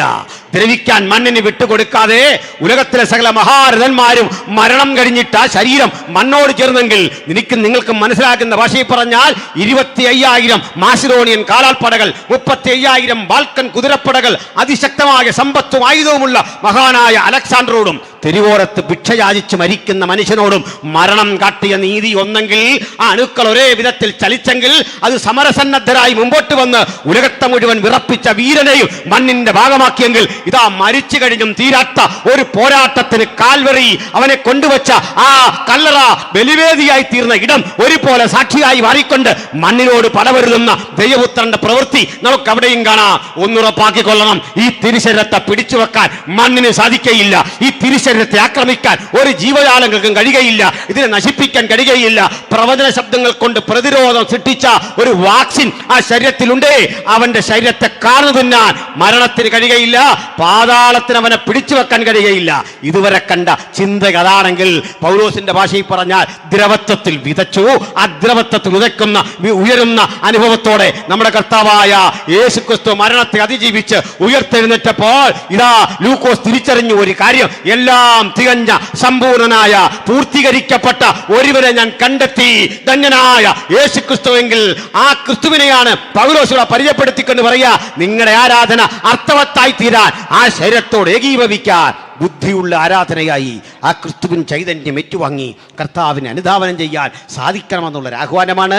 അതിന് കഴിയാതെ അകത്തും പുറത്തും ഒരാളെങ്കിലും ഉണ്ടെങ്കിൽ ഇതാ പ്രതിരോധം തീർക്കുന്ന നസ്രായൻ ആ ശരീരത്തോട് തൊട്ടു ചേർത്തി നമ്മയും നിർത്തി അവൻ്റെ ശരീരത്തിന് തുല്യരാക്കി നമ്മയും രൂപാന്തരപ്പെടുത്തുന്ന പ്രക്രിയയാണ് സുവിശേഷത്തിൻ്റെ ആത്യന്തിക വാഗ്ദത്തമെങ്കിൽ ആ അനുഗ്രഹീതമായ അവസ്ഥ കരഗതമാക്കാൻ ഈ രാത്രി വചനം കേട്ട ഏവർക്കും അത്യുന്നതൻ കൃപ നൽകട്ടെ. ഈ വചനം ദേശത്തിന് വിടുതലാകട്ടെ. ഈ വചനം ദേശത്തിൻ്റെ സാക്ഷാലുള്ള രോഗത്തെ സുഖപ്പെടുത്തട്ടെ. ഈ വചനം ക്രിസ്തുവിൻ്റെ പാദാന്തികെ ലോകം അടുത്തു വരാൻ ഹേതുവാകട്ടെ. ഞാൻ മനസ്സിലാക്കുന്നു, ഈ പന്തലിരുന്ന് വചനം കേൾക്കുന്ന ഏതൊരാളും ആ സുവിശേഷം കേട്ടവരാണ്, അറിഞ്ഞവരാണ്, സ്നാനത്താൽ അവനോട് ഏകീകരിക്കപ്പെട്ടവരാണ്. അങ്ങനെ അല്ലാത്ത ഒരാളെങ്കിലും ഈ രാത്രി ഇതിനകത്തോ പുറത്തോ ഉണ്ടെങ്കിൽ ഇപ്പോഴാകുന്നു സുപ്രസാദ കാലം, ഇപ്പോഴാകുന്നു രക്ഷാദിവസം. ഈ രക്ഷകനെ ഹൃദയ ഹൃദയത്തിൽ ഏറ്റെടുത്തുകൊണ്ട് നിങ്ങളുടെ ജീവിതാവസ്ഥകളെ ഏറ്റുപറഞ്ഞ് ഉപേക്ഷിച്ചുകൊണ്ട് ഒരു പുതുമനുഷ്യനാകാൻ നിങ്ങൾക്ക് ലഭിച്ച ഒടുവിലത്തെ സന്ദർഭം ഇന്നെങ്കിൽ ഇന്ന് രാത്രി നിങ്ങൾ യേശുവിനെ സ്വീകരിക്കൂ, ഈ കർത്തൃത്വം അംഗീകരിക്കൂ, യേശുവിനായി ഹൃദയം ഏൽപ്പിച്ചു കൊടുക്കൂ. ആ ഒരുക്കത്തോടെ പുതുക്കത്തോടെ നമുക്ക് ഈ പന്തൽ വിട്ട് മടങ്ങാൻ സർവശക്തൻ കൃപ നൽകട്ടെ എന്ന് പ്രാർത്ഥിച്ച് ഞാൻ ഉപസംഹരിക്കുന്നു.